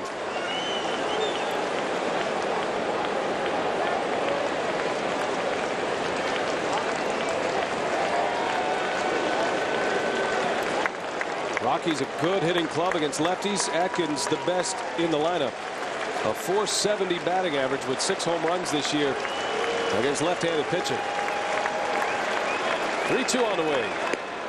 And he walked him again. Well, that's good patience right there. It looked like a changeup. He went with a changeup on a 3-2 count at 87 miles an hour. And Atkins showing very good patience, drawing his second walk of the ball game. Check this out. Just off the outside corner and looks at it and draws his walk. A little bit off the outside corner.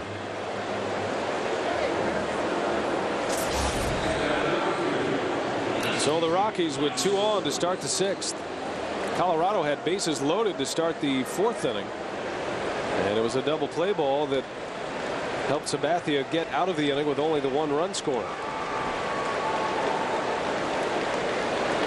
Ryan Spilborgh's the hitter.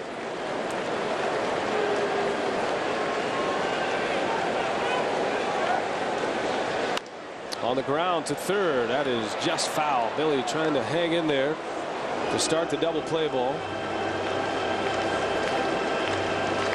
Prince Fielder at first base was creeping in a little bit as if he was expecting a bunt.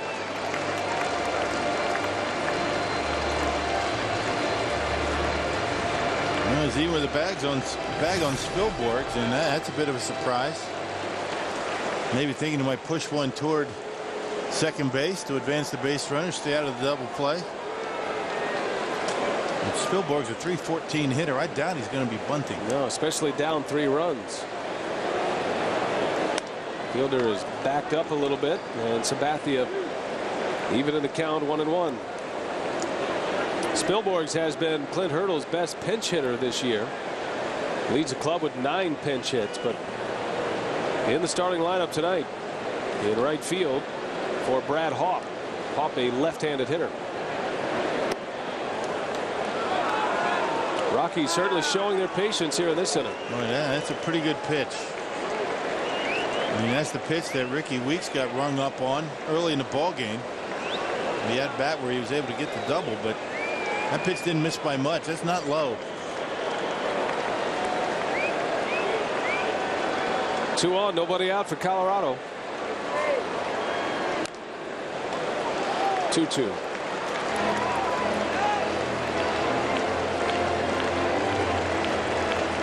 Rockies trying to make up ground on the Dodgers and the Diamondbacks.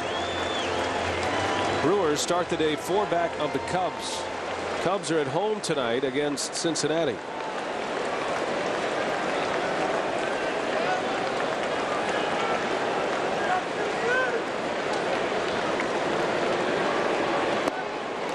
Laid off another one. And now Sabathia. Full count on Spilborghs, 3-2.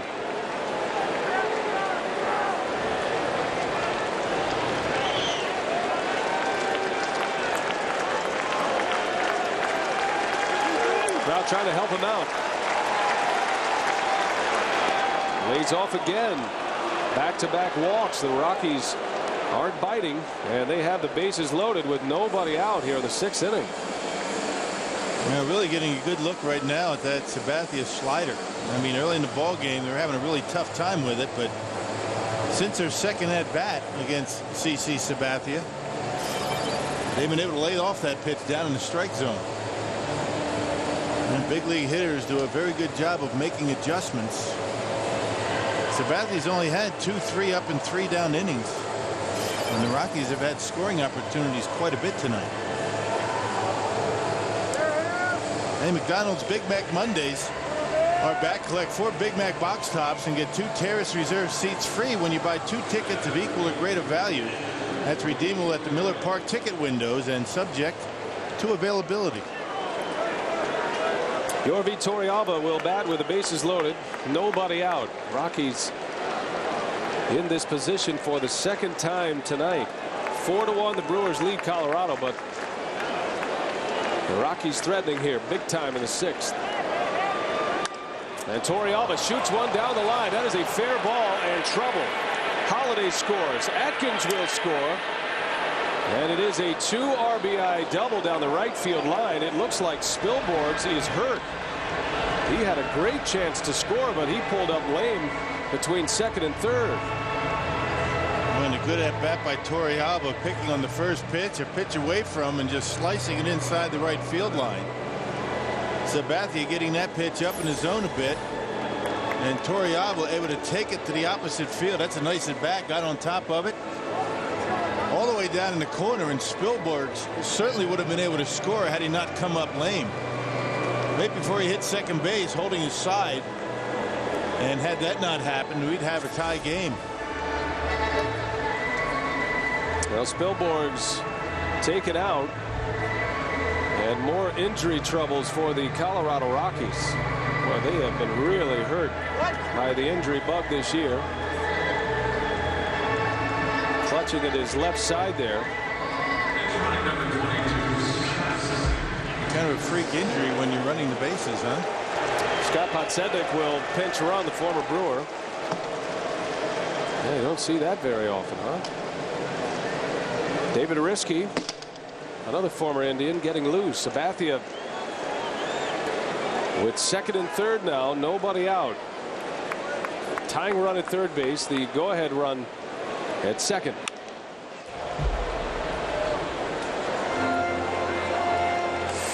Jason Nix back in the big leagues. He was up with the Rockies most of the month of April, then sent back down. He is the brother of Lance Nix, who plays in the Brewers minor league system in AAA.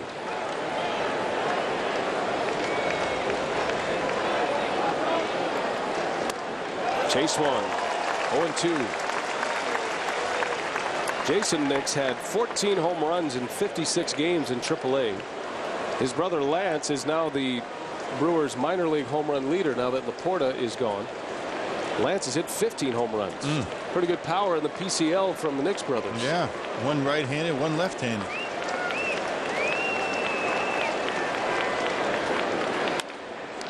Sabathia makes a catch, and it's a double play. A little soft liner that Sabathia shows his athleticism. A terrific play on the mound and turns it into a 1-5 double play ball. Now Sabathia able to stay right with it. Down on the trademark, wasn't hit all that hard, and Sabathia just waiting for Billy to get over there to third base. Not much for Pasednik to do. And he's an easy out at third. Well, a bit of a break for CC Sabathia. And now facing the left-handed hitting Omar Quintanilla. Torrealba is still at second base. Boy, that injury to Ryan Spilborghs is coming up big in that play. And you would figure it would have been a bases clearing triple for Torrealba. That's how far Corey had to go to get it.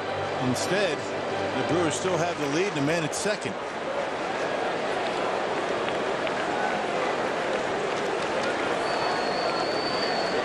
Quintanilla 0 for 2, a couple of ground outs. Fighting his command a little bit. Big fastball from Sabathia. Well, Sabathia's pitch count still in pretty good shape. Only 88 pitches, 89 now. Well, he's just getting loose. He's had 2 3-up 3-down innings tonight in the second and the fifth. That 7-pitch inning last inning really helped his cause. 3 balls and no strikes on Quintanilla.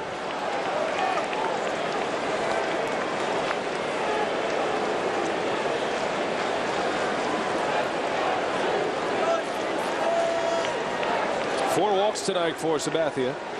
4 strikeouts. And he walked him on 4 straight.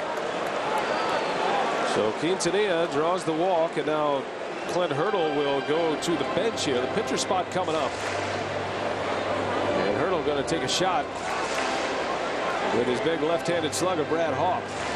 Lefty versus lefty. He's got Jeff Baker on the bench, who hurt himself in yesterday's ball game, and his backup catcher, Chris Iannetta, right-hander. You don't want to use the backup catcher. So nothing but left-handers. Brad Hawk, Pasednik's already in the ball game, and Joe Kashansky. That bench thinning in a hurry for Clint Hurdle. Now that Spilborghs is out, you had to use Podsednik.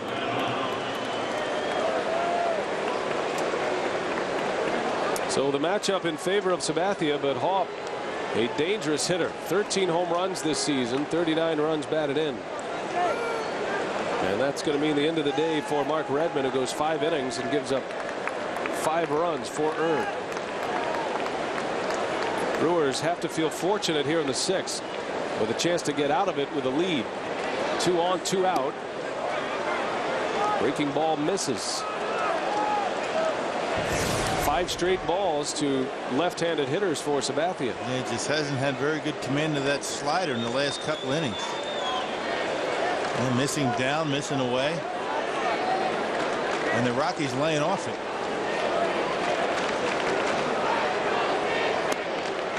There's a breaking ball in there. 3 of Hawk's 13 home runs have come against lefties. His batting average about the same as his season average against left-handers. 241. 247 overall batting average.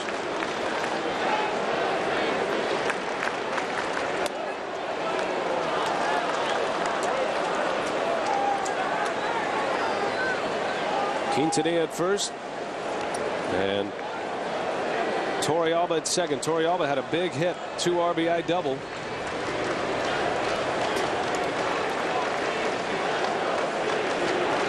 CC doing all he can to get the Brewers at bat in the 6th. Good fastball, 96 miles an hour. And it's 2-2. That's what Mike Maddox is talking about. You know, when he needs the fastball, he can reach back and get it. And now a sellout crowd at Miller Park on its feet.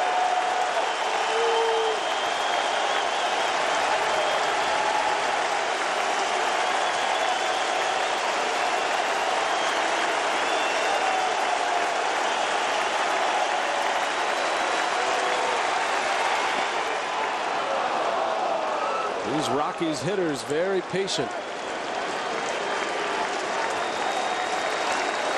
Hoff had a huge home run this year against the Brewers against the lefty. It was Brian Schaus. And his return from the disabled list. That was in Colorado. Full count, 2 outs. The runners take off, and Hoff is down on strikes. Sabathia labors in the 6th, but comes up with a big strikeout, and the Brewers still lead.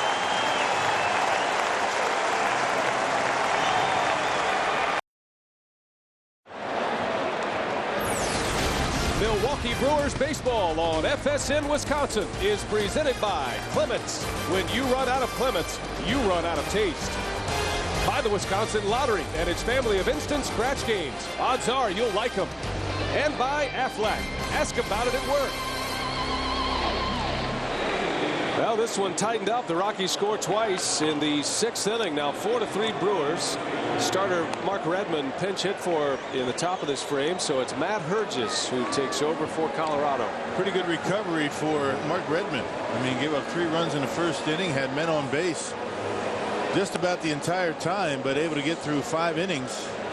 And his team only down by 1. Matt Hergis, the veteran, in his 39th appearance this year. Very good 3.32 earned run average, and has only allowed 2 home runs this year.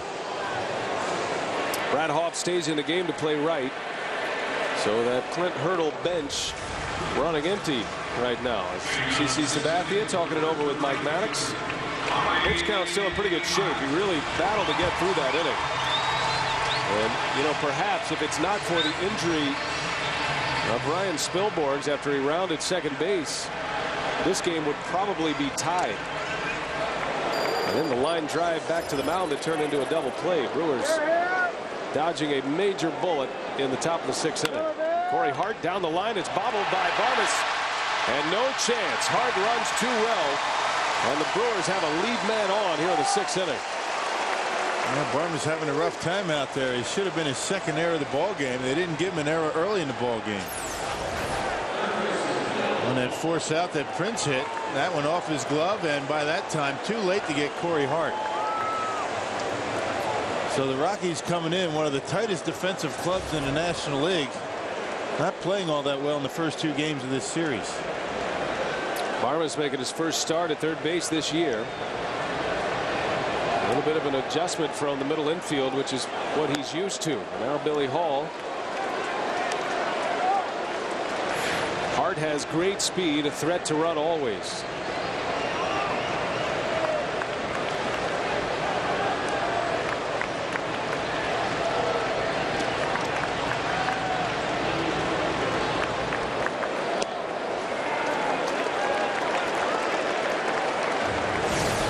Hall is 0 for 2. Couple of ground outs.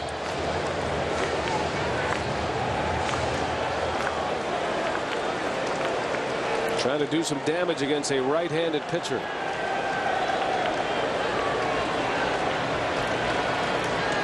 Corey with 13 stolen bases this year. And Hart sounded like he broke his bat. Taveras makes a play. And 1 gone here in the 6th inning. And Billy had a good pitch to hit right there. Got the count in his favor, 2-0. Hergis came right down the middle with it. And I think Billy trying to overswing just a little bit. Jammed himself.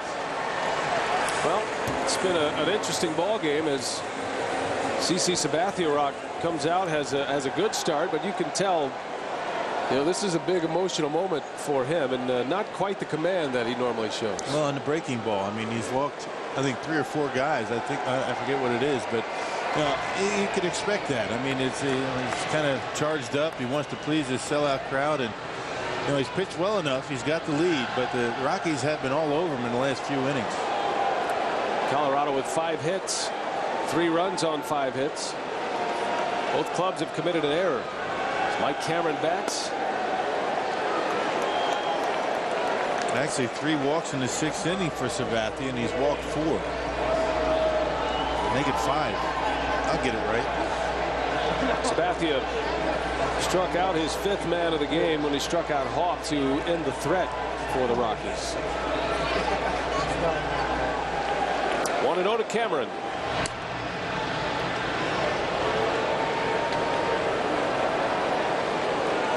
Cameron doubled his last time up. He drove one over the head of Spilborghs in right, hit it off the wall in deep right center. His bat starting to heat up. Cameron had a good road trip. Now has 4 hits on the homestand.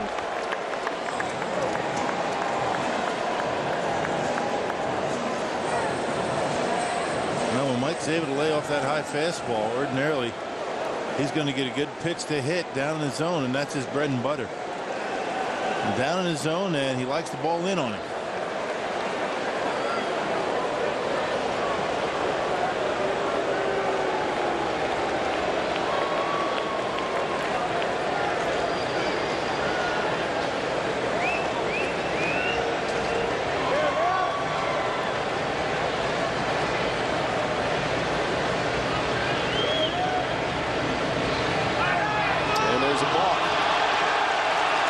Sure if Atkins was looking at Herges or if he just didn't have a grip on the baseball, but he did not make the throw.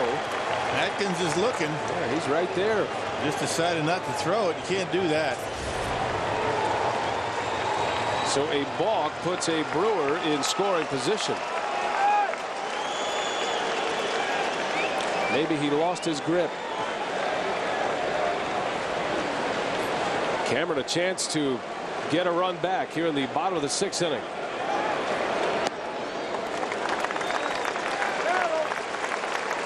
See what the Brewers done in scoring position tonight. Only 1 hit. That was the Ryan Braun home run in the 1st inning. 3-run homer. Rockies have scored 3 unanswered to make it a 1-run game. Cameron takes a strike.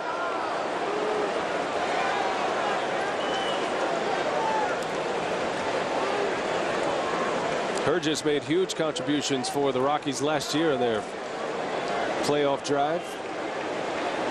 Rewarded with a big contract for a reliever in the offseason.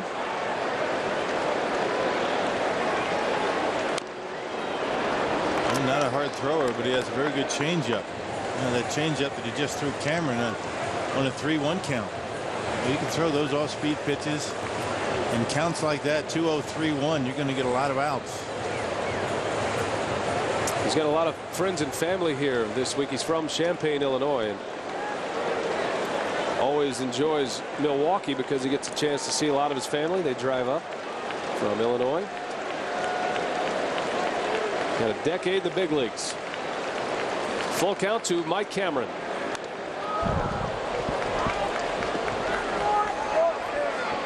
Herges and Eric Gagne were teammates in Los Angeles. Came up together in the Dodgers minor league system. Herges evolved into a closer at one point with the Giants. Actually had a 23 save season not too long ago. That was back in 04.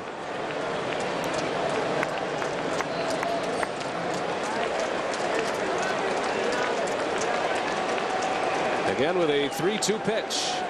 Cameron pulls one foul.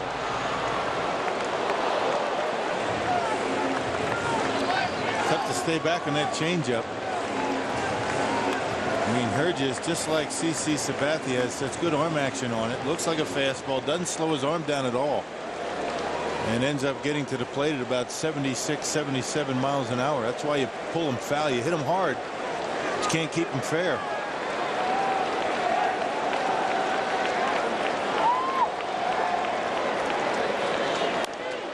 Popped him up over the breaking ball. Garrett Atkins will make the catch for the out. Out number 2. Cameron pops up to first, and now 2 gone with a runner still at second base. And here's Jason Kendall. We'll see how aggressive the Rockies will be with Kendall at the plate and a base open at first. Ned has already sent Joe Dillon into the on-deck circle. Question is Dillon a decoy? If Kendall makes the final out, does Sabathia return to pitch the 7th inning? I think they go right after Jason Kendall right here. Been a bit of a struggle lately for CC. High intensity pitches a couple of times with the bases loaded. A couple of different innings.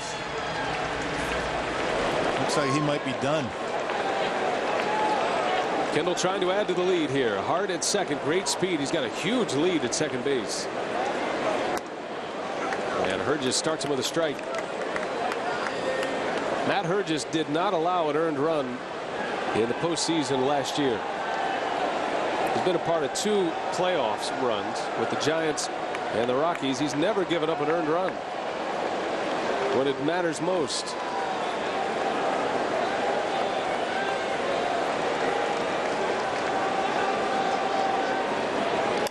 Kendall into center field. Taveras right there for the out. And the side retired. So the Brewers failed to score despite a leadoff base runner. And we're on our way to the 7th. 4-3 Milwaukee. Welcome back to Miller Park. David Riske on the mound in relief of CC Sabathia. And these guys are more than just teammates. They're very close friends. It's been exciting for me. You know, me and him grew up. We're basically best friends in baseball. We came up together with Cleveland. I've known him since he was 17 years old. So it's really exciting for me, especially for the team, obviously. We're a real good team right now, but I think we're going to be really, really good with him. David Riske, easily the most excited Brewer yesterday about the arrival of CC Sabathia. Here's a look at his final lines. He goes 6 innings. He's of just 2 earned runs, 5 hits, 5 walks, 5 strikeouts. The 5 walks do tie a season high for him. He usually has very, very good control. 97 total pitches. Rock, I guess maybe nerves a little bit, part of the control issues tonight? I don't know about nerves, but I know he was probably a little bit amped up, a little bit excited to get out there. And the one thing that's going to struggle, where it's going to be affected the most, is your command, your ability to throw good quality strikes. And perhaps that was the situation for Sabathia here today as David Riske takes over. Pitched a couple of innings on Sunday in that Brewers win against the Pirates. Throwing the baseball very well right now. Most walks for Sabathia since his 5-all game in mid-April when he walked 5 against the Tigers in Cleveland. Sabathia exits with a chance to win a ball game, his first as a Brewer. And now Riske facing the top of the order here, trying to protect a 1-run lead as we play in the 7th. This Rockies club, they're very much in the New York Yankees mindset. They take a lot of pitches. Yeah, I'm not so sure that Sabathia, although he walked 5, I think he probably made, he would tell you, some pretty good pitches in some big spots. The Rockies, you got to give them credit. They didn't chase. No, and so did Seth McClung last night. I mean, Seth McClung walked a bunch of guys, but wasn't missing by much. So this Rocky ball club, very patient and good eye at the plate. Riske falling behind 3-1. Brewers scored the first 4 runs. The Rockies have the last 3. Milwaukee very fortunate to get out of that 6th inning. The Rockies had the bases loaded, nobody out. Little jam shot into shallow left center. Mike Cameron will run it down for the out. Taveras retired. Riske comes back to get the hitter, and 1 gone here in the 7th inning. Makes sense that David Riske would take over for CC Sabathia. Probably feeling like he's at Jacobs Field once again. Yeah.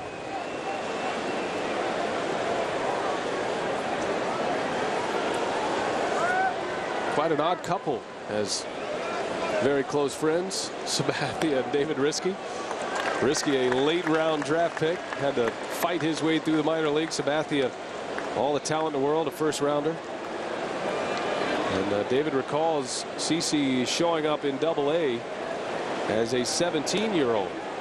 They sent Sabathia to Double-A, the Indians did, not really to pitch, but just to acclimate himself with being a professional. It was Riske who he latched onto right away. And not a bad guy to follow and have show you the ropes. I'll tell you, you're around the Brewer ball club, and you're in the hotels, you're on the planes and buses. You never know David Riske's even around.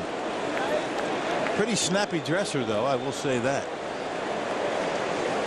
Even with the relaxed dress code, he's always got the coat and tie on. He's buttoned up. He loves being a big leaguer. Risky came up with the Indians in '99 and had some great years with Cleveland. Setting up there in Cleveland. He was an Indian until the '06 season when he was shipped to Boston. 1 year in Kansas City last year, and then now his first season with the Brewers. First time over in the National League. Good fastball. Down goes Barmas. And 2 quick outs for David Risky here in the 7th. All right, so far a rough day at the office for Clint Barmas. A couple of misplays in the field. And drawing the collar 0 for 3 in a sacrifice so far today. That would a perfect fastball in the outside corner, plenty high enough, and catches the black. Risky spending some time on the DL, about a month. As he faces Holiday, ground ball, fair ball. Holiday stopped running to complain, and Hall throws him out. Matt Holiday thought it was foul. The inning is over as David Risky retires the side in order, and we're headed to the bottom of the 7th. Stretch time at Miller Park. Time now for the game reset, brought to you by Menards. The Brewers and the Rockies game 2, and the much anticipated debut of CC Sabathia. He was not dominant, but very effective. Sabathia walks 5, strikes out 5, and leaves the game with a chance to win. That was a key play in the 6th inning, a line drive back to the mound that turned into a double play. And a fired up Sabathia gets out of that inning, protecting a 1-run lead. Risky 3 up, 3 down in the 7th. And now Risky will be lifted for a pinch hitter as Joe Dillon comes on. Matt Herges still on the mound for the Rockies. 4-3 Milwaukee in the home 7th as Dillon leads off, to be followed by Weeks, then Hardy. And still another quality start for CC Sabathia, now 11 of his last 15.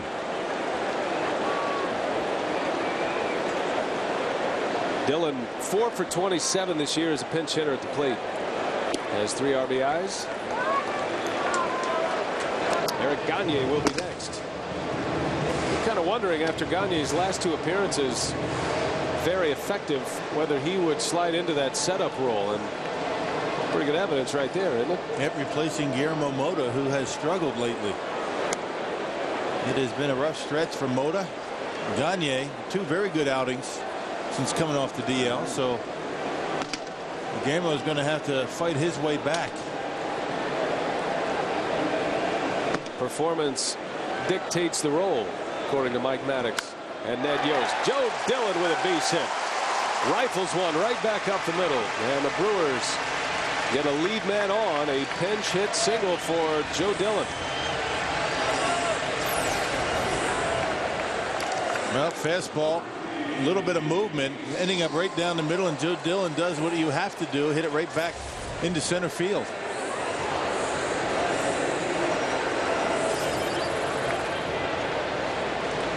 Sixth hit for Milwaukee. They've out-hit the Rockies now. And here comes Ricky Weeks, 2 for 3 at the plate. Couple of hits, couple of runs scored. One of his hits a double.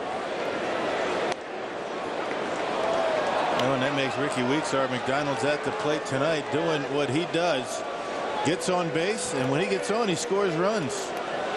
Yeah, been on base twice. He scored both times. Score your favorite flavor today at McDonald's.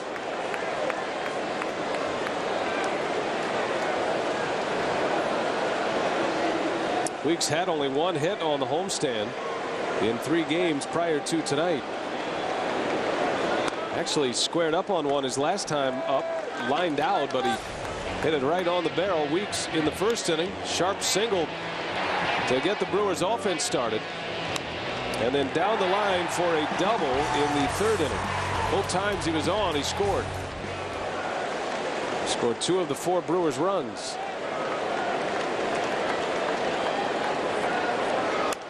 Another shot down the line again. Over to cut it off is Holiday.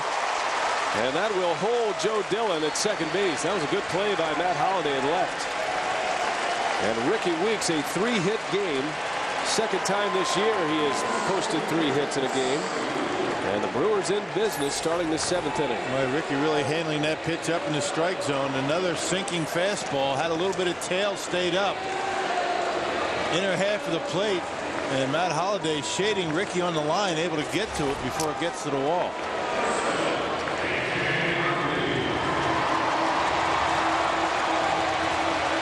Now it's Hardy. J.J. singled and scored in the first inning. It was a clean single to right. It was grounded out and flown out to center field since.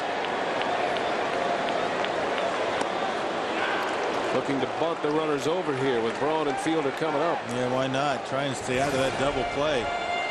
Burgess with that good sinking fastball induces a lot of ground balls. Why not bunt? Get him over and set him up for Ryan and Prince Fielder. A couple of big runners out there. You'd like to score them.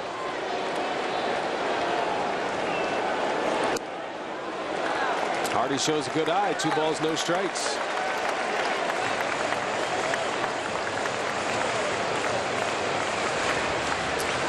Braun would be next. How about taking the bunt off and do a hit and run here? I love that, Rock. You know that he wants to throw J.J. a strike.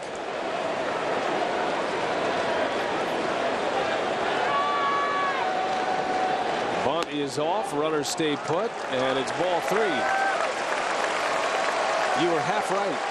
And it's a good thing I was wrong about the hit and run. It wasn't a very good pitch to swing at.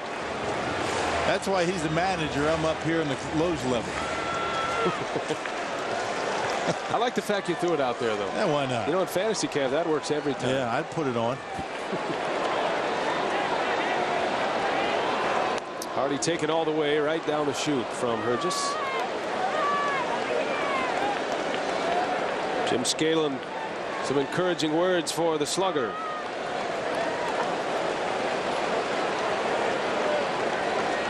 Big spot. Brewers lead by a run. Chance to add to it here in the home 7th. 4-3 Milwaukee. Dillon at second. Weeks at first. 3-1 to Hardy. Called strike right on the corner. That is a perfect pitch from Burgess. Yeah, not much you can do with it. You can't swing at it because it's right on the outside corner. Good pitch. Well-placed fastball. The count full at 3-2. See if the runners take off. They stay put. Hardy pulls one foul.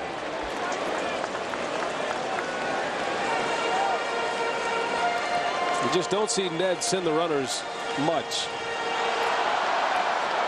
Something must have happened to him way back when, like a line drive triple play, because he does not like to send runners in a spot like this. He really is very aware of not wanting to line into a double play or a triple play in this situation. Not very likely, though. Full count to J.J.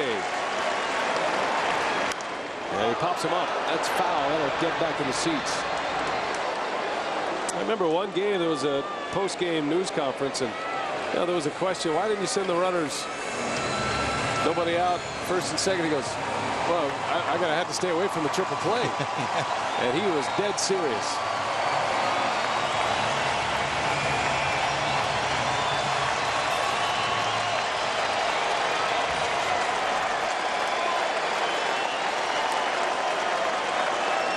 Good battle here between Burgess and Hardy.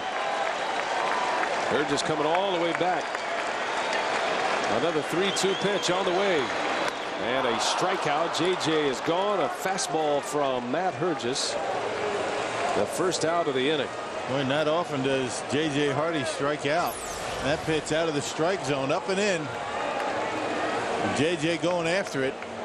It actually didn't look like it was up that much, but it was a little bit high, just below the letters. Too close to take. Just goes to show you, the command, putting it where you want it. It was the command of Burgess that got him back in the count on that 3-1 pitch. And the fastball that Hardy chases. Now it's Braun with one out.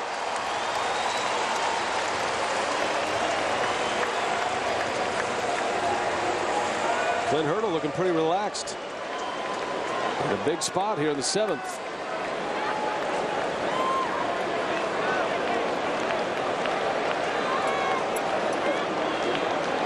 Braun's been on twice, a home run and a walk. He was intentionally walked in the third. Ties him up. Back in the first inning, Sabathia a scoreless top of the first, and Braun put them on their feet at Miller Park in the bottom half. 3-run home run before the Rockies had an out. And there haven't been too many hard hit balls since that home run. Rockies pitchers have been able to keep the Brewers off the board for a while now. Mark Redmond settled down, only gave up one more run through the next 4 innings. And now Herges in his second inning. Swing and a miss. No balls and 2 strikes.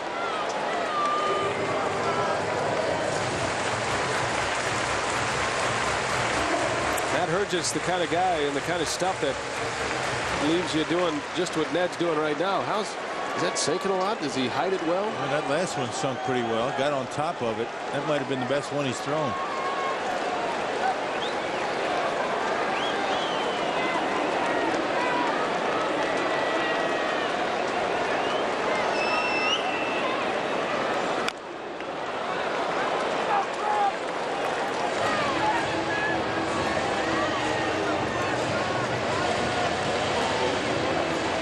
Fielder waits.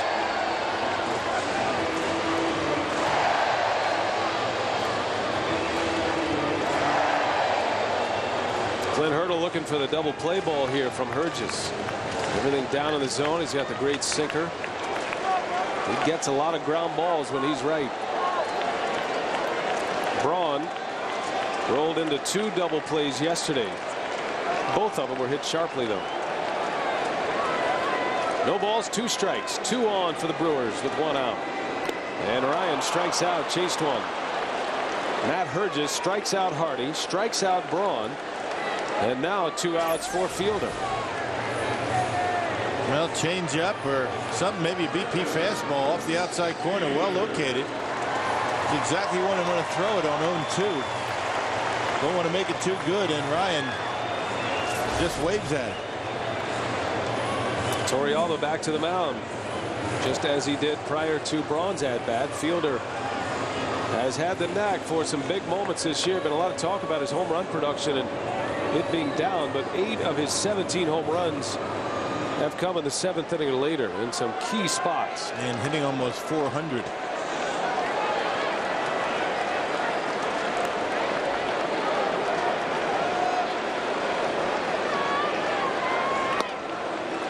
I think on the national stage, when you look at the straight numbers for Fielder, they are down for sure. Hard to repeat a 50 home run season, but you watch him every day and he's delivered so often this year in a big moment. The batting average shows you after 7 innings.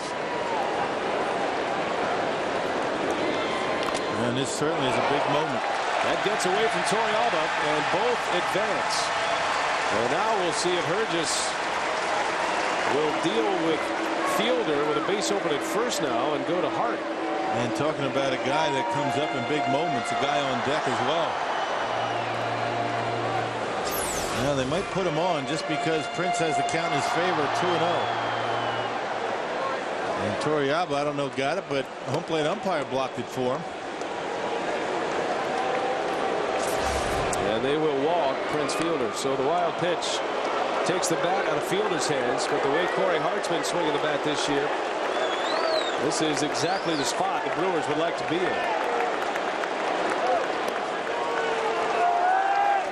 So the bases are loaded, and now it's the Brewers who look for the big strike here in the 7th inning. Corey Hart trying to play his way to the All-Star game.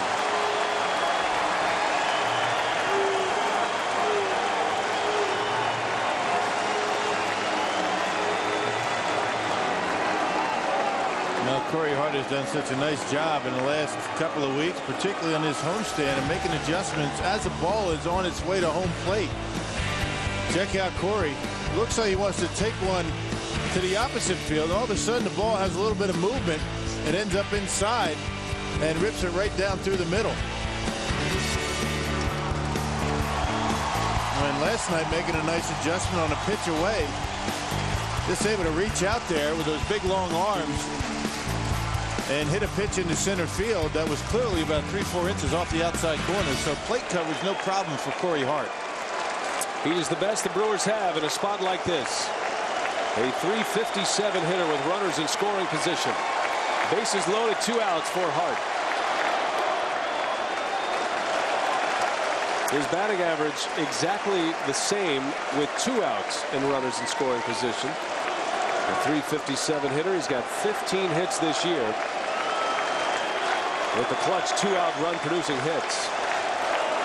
3rd in the league.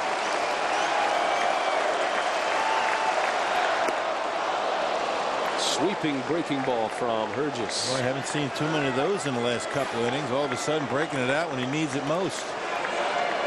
That's what veterans will do. They'll get through a few outs, maybe an inning or so, and only use 2 pitches. Then all of a sudden when he needs it, break out another.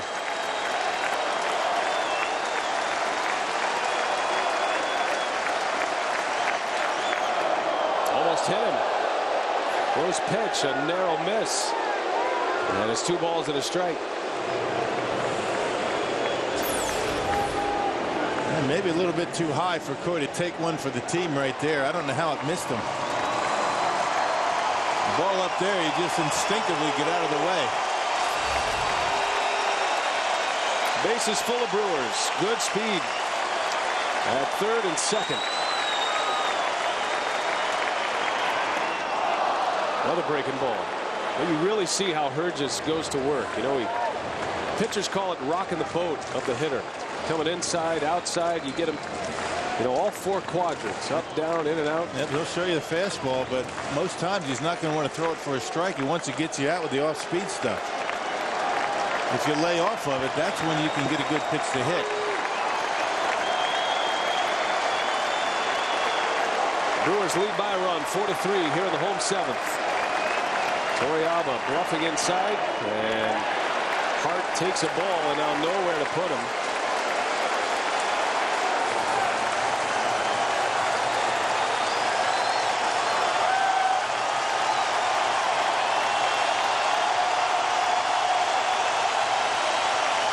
Nearly 43,000 on their feet. Big spot in this game.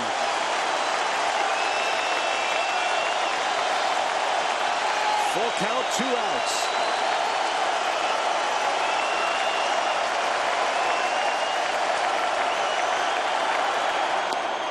Lays off. They'll ask if he went. No, he didn't. A bases loaded walk.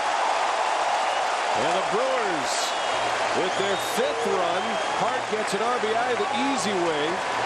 And it's now a 2-run lead here in the 7th. Well, you lay off the off-speed stuff that most of the time in those situations are not going to be strikes. That's what he wants you to do. He wants to use your aggressiveness up there at the plate to his advantage, but Corey Hart able to lay off and driving a run. That was a great at-bat by Corey. Hergis put it right where he wanted. And Hart able to lay off and draw the walk. You got the crowd going nuts. You got the full count. You got the bases loaded. You want to hit one to the moon. And he gives you an off-speed pitch. And Corey able to lay off. So Clint Hurdle will make the change now, a double switch. Pitching change at Miller Park. To the bullpen he goes. 5-3, the Brewers lead. That'll be the only time I cater to you. Ed Cedar providing water duty for Corey Hart. Ed Cedar, fantasy camp coach, wearing a microphone for us tonight. Don't forget, fantasy camp coming up February 1st through the 8th, 2009. Get your entries in, 262-679-3612. You can always go to the web for more information right there at Brewers.com, and a nice picture on the front page. Jason Grilli is on in relief of Matt Hergis, a bases loaded walk that gives the Brewers a 2-run lead. And now it's Grilli to face Billy Hall. Yeah, the Rockies got Grilli from Detroit on April 30th. He appeared in 9 games for the Tigers. Had a .329 ERA in 13+ innings. 24th appearance for the Rockies, 2-0, a .371 ERA.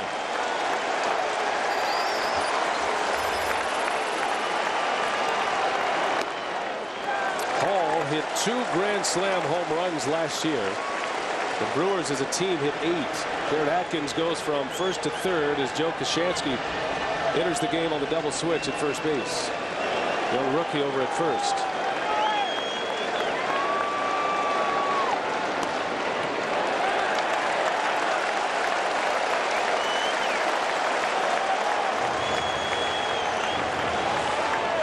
Brewers do not have a grand slam home run this year.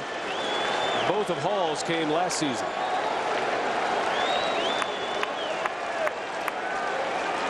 Billy's 0 for 3.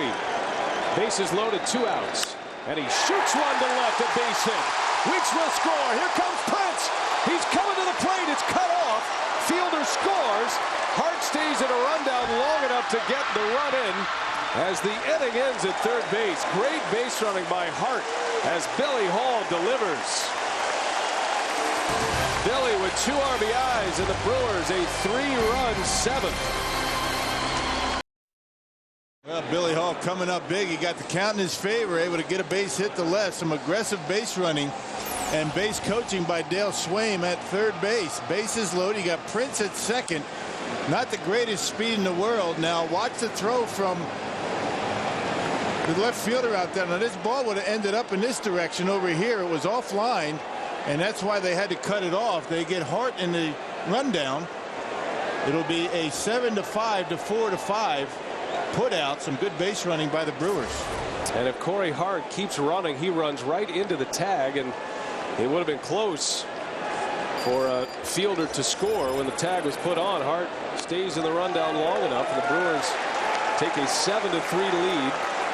And Eric Gagne takes over this 8th inning. Yeah, and that's the job of the trail runner in that situation. You try and take a big turn around second base. Try to draw that throw because the third baseman looking right at you. You entice him to cut it off. It wouldn't have mattered. They had to cut it off anyway because it was offline. Hart, bases loaded walk for the first run of the inning. Billy Hall drives in the 2 runs with a ringing single to left. Big hit for Billy Hall. Came against a right-hander, which makes his manager happy. Gagne's been sharp his last couple of times out. Made 2 rehab appearances in the minor leagues, returning from a shoulder injury. It was in the front of the shoulder, though, and Gagne never really feared that it was something serious. He thought it was more fatigue than anything else. A little soft liner that finds a hole. Atkins on.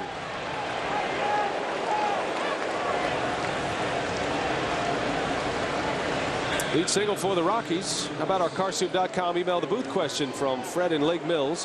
How much difference is there between pitching mounds from park to park? No, they're all a little bit different, but I'm not sure.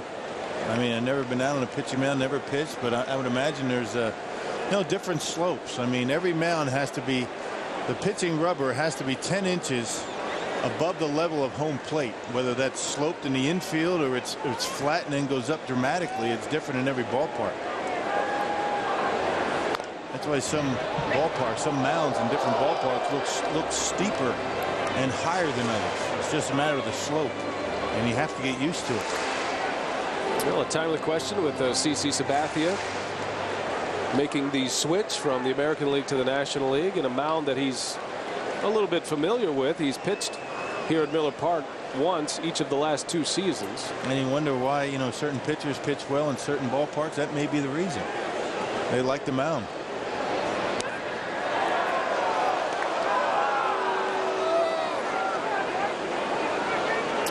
Joe Koshansky, his first at bat of the game. He came in on the double switch.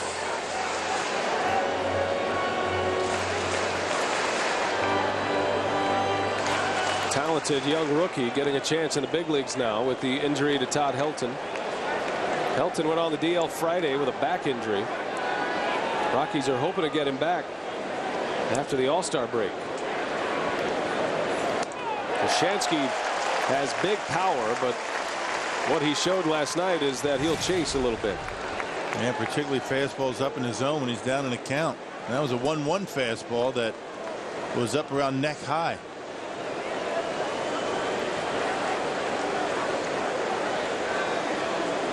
(7-3) the Brewers lead the Rockies here in the 8th. Gagne Trying to get through this 8th, preserve the lead. Opportunity to win for CC Sabathia. CC went 6 innings, 5 hits, 3 runs. 2 of those runs were earned. He walked 5 and struck out 5.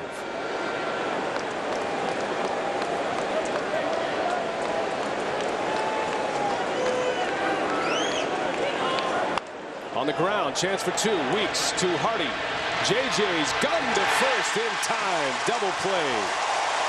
A slowly developing double play, but with JJ's Hardy's arm, it can make up a lot of difference. Yeah, ordinarily not a double play ball. Good pitch by Gagne. Change up going away from Tuschanski. Tried to pull it. Chasing out of the strike zone. A nice feed by Ricky Weeks and an easy double play. Tuschanski not getting down the line all that well. Weeks and Hardy turn the double play ball. Brewers get 2 outs. Gagne with the bases empty facing Yorby Torrealba. I was talking to Eric yesterday, and I was just asking about his shoulder and how he feels. And it's interesting that a guy who's been around a long time and a Cy Young Award winner, a dominant closer, and during that stretch just a few seasons back, the most dominant closer in the history of the game. But he said, things have changed a little bit, and he's getting older now, and he's having to use his changeup a lot more. And while he was in the bullpen, he was trying to work on stuff and throwing a lot before he came into games. As a reliever, you don't get a chance to go to the side work. So he said he basically just threw too much. Where it'd take him maybe 10, 15 pitches to get ready normally, he was, trying to stretch it out a little bit, work on some different things. And particularly working on trying to get ahead with that fastball, finding the corners with it. 0-2 to Torrealba. Kendall couldn't hang on, a foul tip. Not a skill play for a catcher. It's all luck. Every play's a skill play for a catcher. Except that one. Except that one. Because then that would be his fault. You're right. Torrealba had a big double for the Rockies in the 6th, scoring 2 runs and bringing the Rockies within a run. Wow. That had plenty of movement on it. Big curveball. Haven't seen too many of those from Gagne since he's come back. Maybe the first one. A lot of times you see Gagne throw this pitch to start a hitter. We're way out in front. The second former Cy Young Award winner to pitch for the Brewers tonight.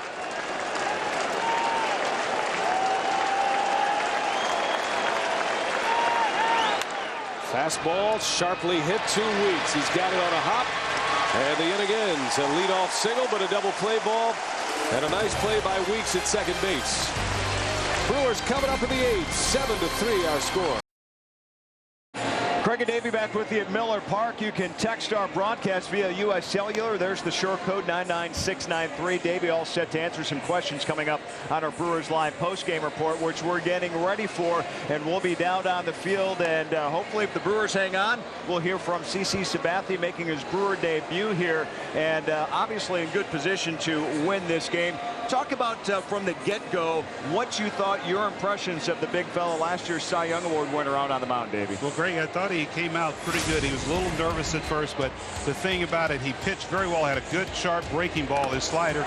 But the other thing, I think he just started to labor a little bit, give a little credit to the Colorado hitters that they were laying off some tough pitches later. But the thing what I liked, though, was that he made pitches when he had to. How about the emotion he showed after that 6th inning, though, as you see the final line on 5 strikeouts, 5 walks. He displayed so much emotion after that double play, and then after that final strikeout, just yelling into his glove, kind of letting it all out, not doing anything to show up Colorado's side at all. But this big fellow really brings it in a lot of different ways, doesn't he? Well, he certainly does, and he's a great athlete.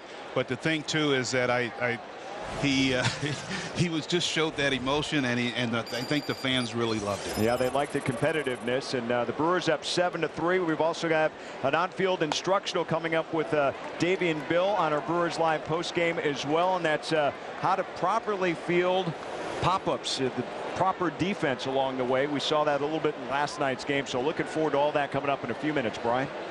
Craig, thanks a lot. Looking forward to Brewers Live postgame coming up after this one. Brewers leading 7-3 as Cedric Bowers comes on for the Rockies.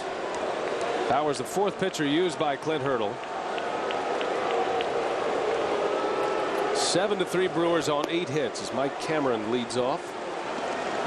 A lot of baseball action today. Big news in the world of baseball, and especially concerning the National League Central. The Cubs went out and countered the Sabathia trade.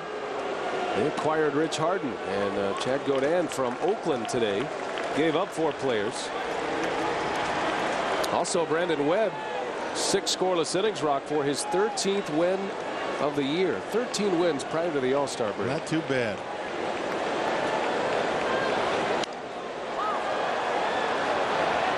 Cameron sends one in the seats. Well, Harden has great stuff, no question, Rock. I mean, his stuff is off the charts. The key for Rich Harden is, can he stay healthy? He's been on the DL 6 times in his 6 years, but there's no doubt he is a bona fide ace. Man, certainly a guy that's going to be a good 1-2 punch for the Cubs. With Carlos Zambrano, you throw him in there with Ted Lilly. It's a pretty good starting rotation, and Ryan Dempster. Harden 5-1 this year for Oakland and a 2.34 earned run average. Cameron draws a walk, lead runner on for the Brewers. Just to finish up the thought, the Cubs gave up Matt Merton, Sean Gallagher, Eric Patterson, and a minor league catcher named John Donaldson in the deal. Recapping the trade from earlier today. Jim Hendry responding quickly to the Brewers edition of Sabathia. We're still waiting for the response from the St. Louis Cardinals. Cubs have a 7-1 lead over the Reds tonight in the top of the 9th inning. Cardinals 2-0 over the Phillies. St. Louis just quietly going about their business. They've endured a lot of injuries. Brewers behind St. Louis for the wild card right now. Kendall flies out for the first out of the inning. Best 3 teams in the National League are in the National League Central. Cardinals are now 51-40. Brewers trying to win their 50th game of the year to stay a half game back in the wild card, and then the Cubs look like they're headed to their 54th win of the year. Brewers need a win tonight to stay 4 games back. Well, still in pretty good shape with respect to getting to the postseason. And just staying within striking distance. The Brewers, schedule turns around and favors a home schedule much more than it was early in the season. And the way baseball is, it's not just the Brewers playing well at home and having a tough time on the road. It's every team.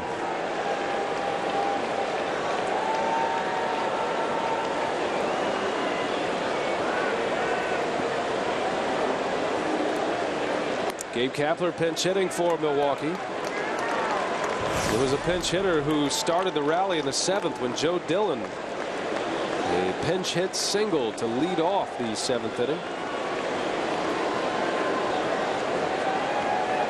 Continues to be a terrific bench for Ned Yost. Little dribbler out in front of the mound.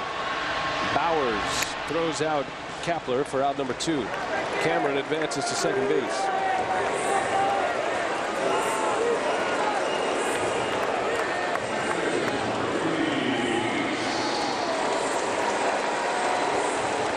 Big happening in Milwaukee today for sure. The arrival of CC Sabathia. Well, so far the fans that packed this ballpark not disappointed. 3 more outs and they'll be very happy. 42,533 the announced attendance. 16th sellout of the year. Just amazing when you consider it's a Tuesday night, and really the deal wasn't official until yesterday morning. Monster walk-up crowd John Taylor and his crew, they can't sell CC Sabathia jerseys fast enough down there in the fan zone. They're flying off the shelves. Yep. Mark Atanasio and Doug Melvin and Ned Yost just quick to acknowledge the fans here in Milwaukee. On pace to draw 3 million this season. And it's that revenue from the attendance that gives Mark Atanasio the onus to go ahead and sign off on a deal like this. It gives Doug Melvin the aggressive nature to go and make a deal like this. This town deserves a winner and deserves a postseason.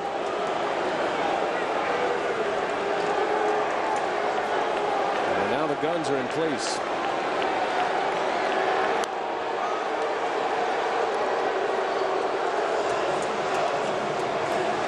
Ricky Weeks looking for his 4th hit of the game.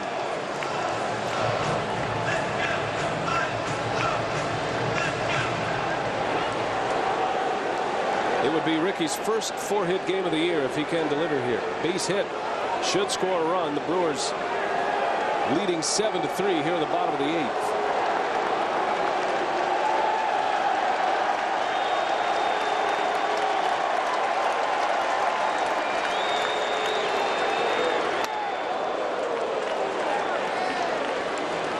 If the Brewers hang on to win, we're hoping to hear from CC Sabathia. So make sure you stay tuned. Brewers Live following the game. Get the reaction from the Brewers starter in what must have been a whirlwind day for him.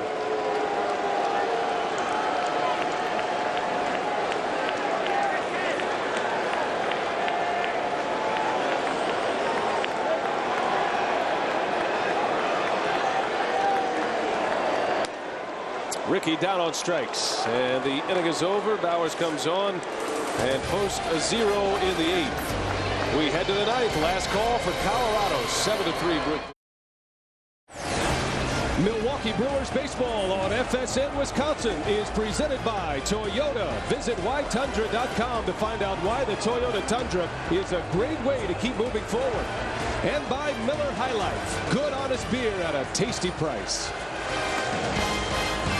Head to the 9th. Let's take a look at our Miller Lite What's on tap for the Brewers. The Brewers return to FSN Wisconsin tomorrow night for Game 3.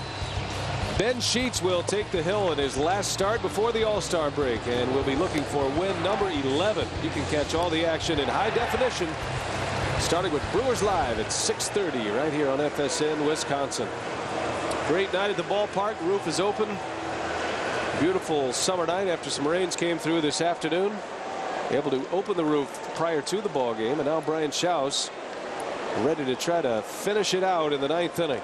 7-3 Milwaukee, and Schaus will be facing the bottom of the Rockies order.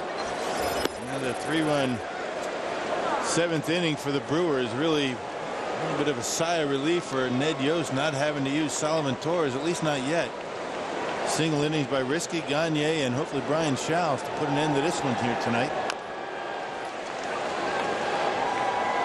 Jason Nix batting for the 4th time. He's been a part of a couple of big double plays in this game. As you see, Solomon Torres just in case. Jason Nix grounded into a 6-4-3 double play in the 4th. Rockies had bases loaded, nobody out. A run did score on that double play ball, but the Brewers were able to get out of the inning. And then with the bases loaded, or excuse me, with 2 on, Nix lined into that 1-5 double play. Schaus gets him, and 1 out here in the 9th. This game hinged on the 6th inning today, Rock. And it hinged on Ryan Spielborg's ribs. His side, he pulled a side muscle, or pulled some kind of a muscle up top above the hip, an oblique muscle, and wasn't able to score on what looked to be a triple down the right field corner. Ended up being a double and 2 runs scored, and that changed the complexion of the ball game a bit. And then the next man up was Jason Nix, who lined into that 1-5 double play. Sabathia made the catch on the mound, and then it was an easy double play to get the out at 3rd. Then Sabathia struck out Brad Hoff with the bases loaded to get out of the inning, and that was the emotion we showed you earlier as he left the mound.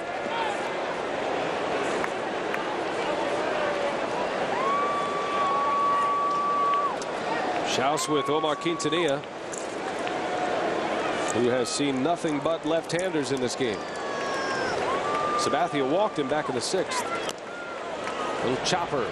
Kendall pounces on it. Throw to first in time. 2 outs. 2 up, 2 down for Schaus.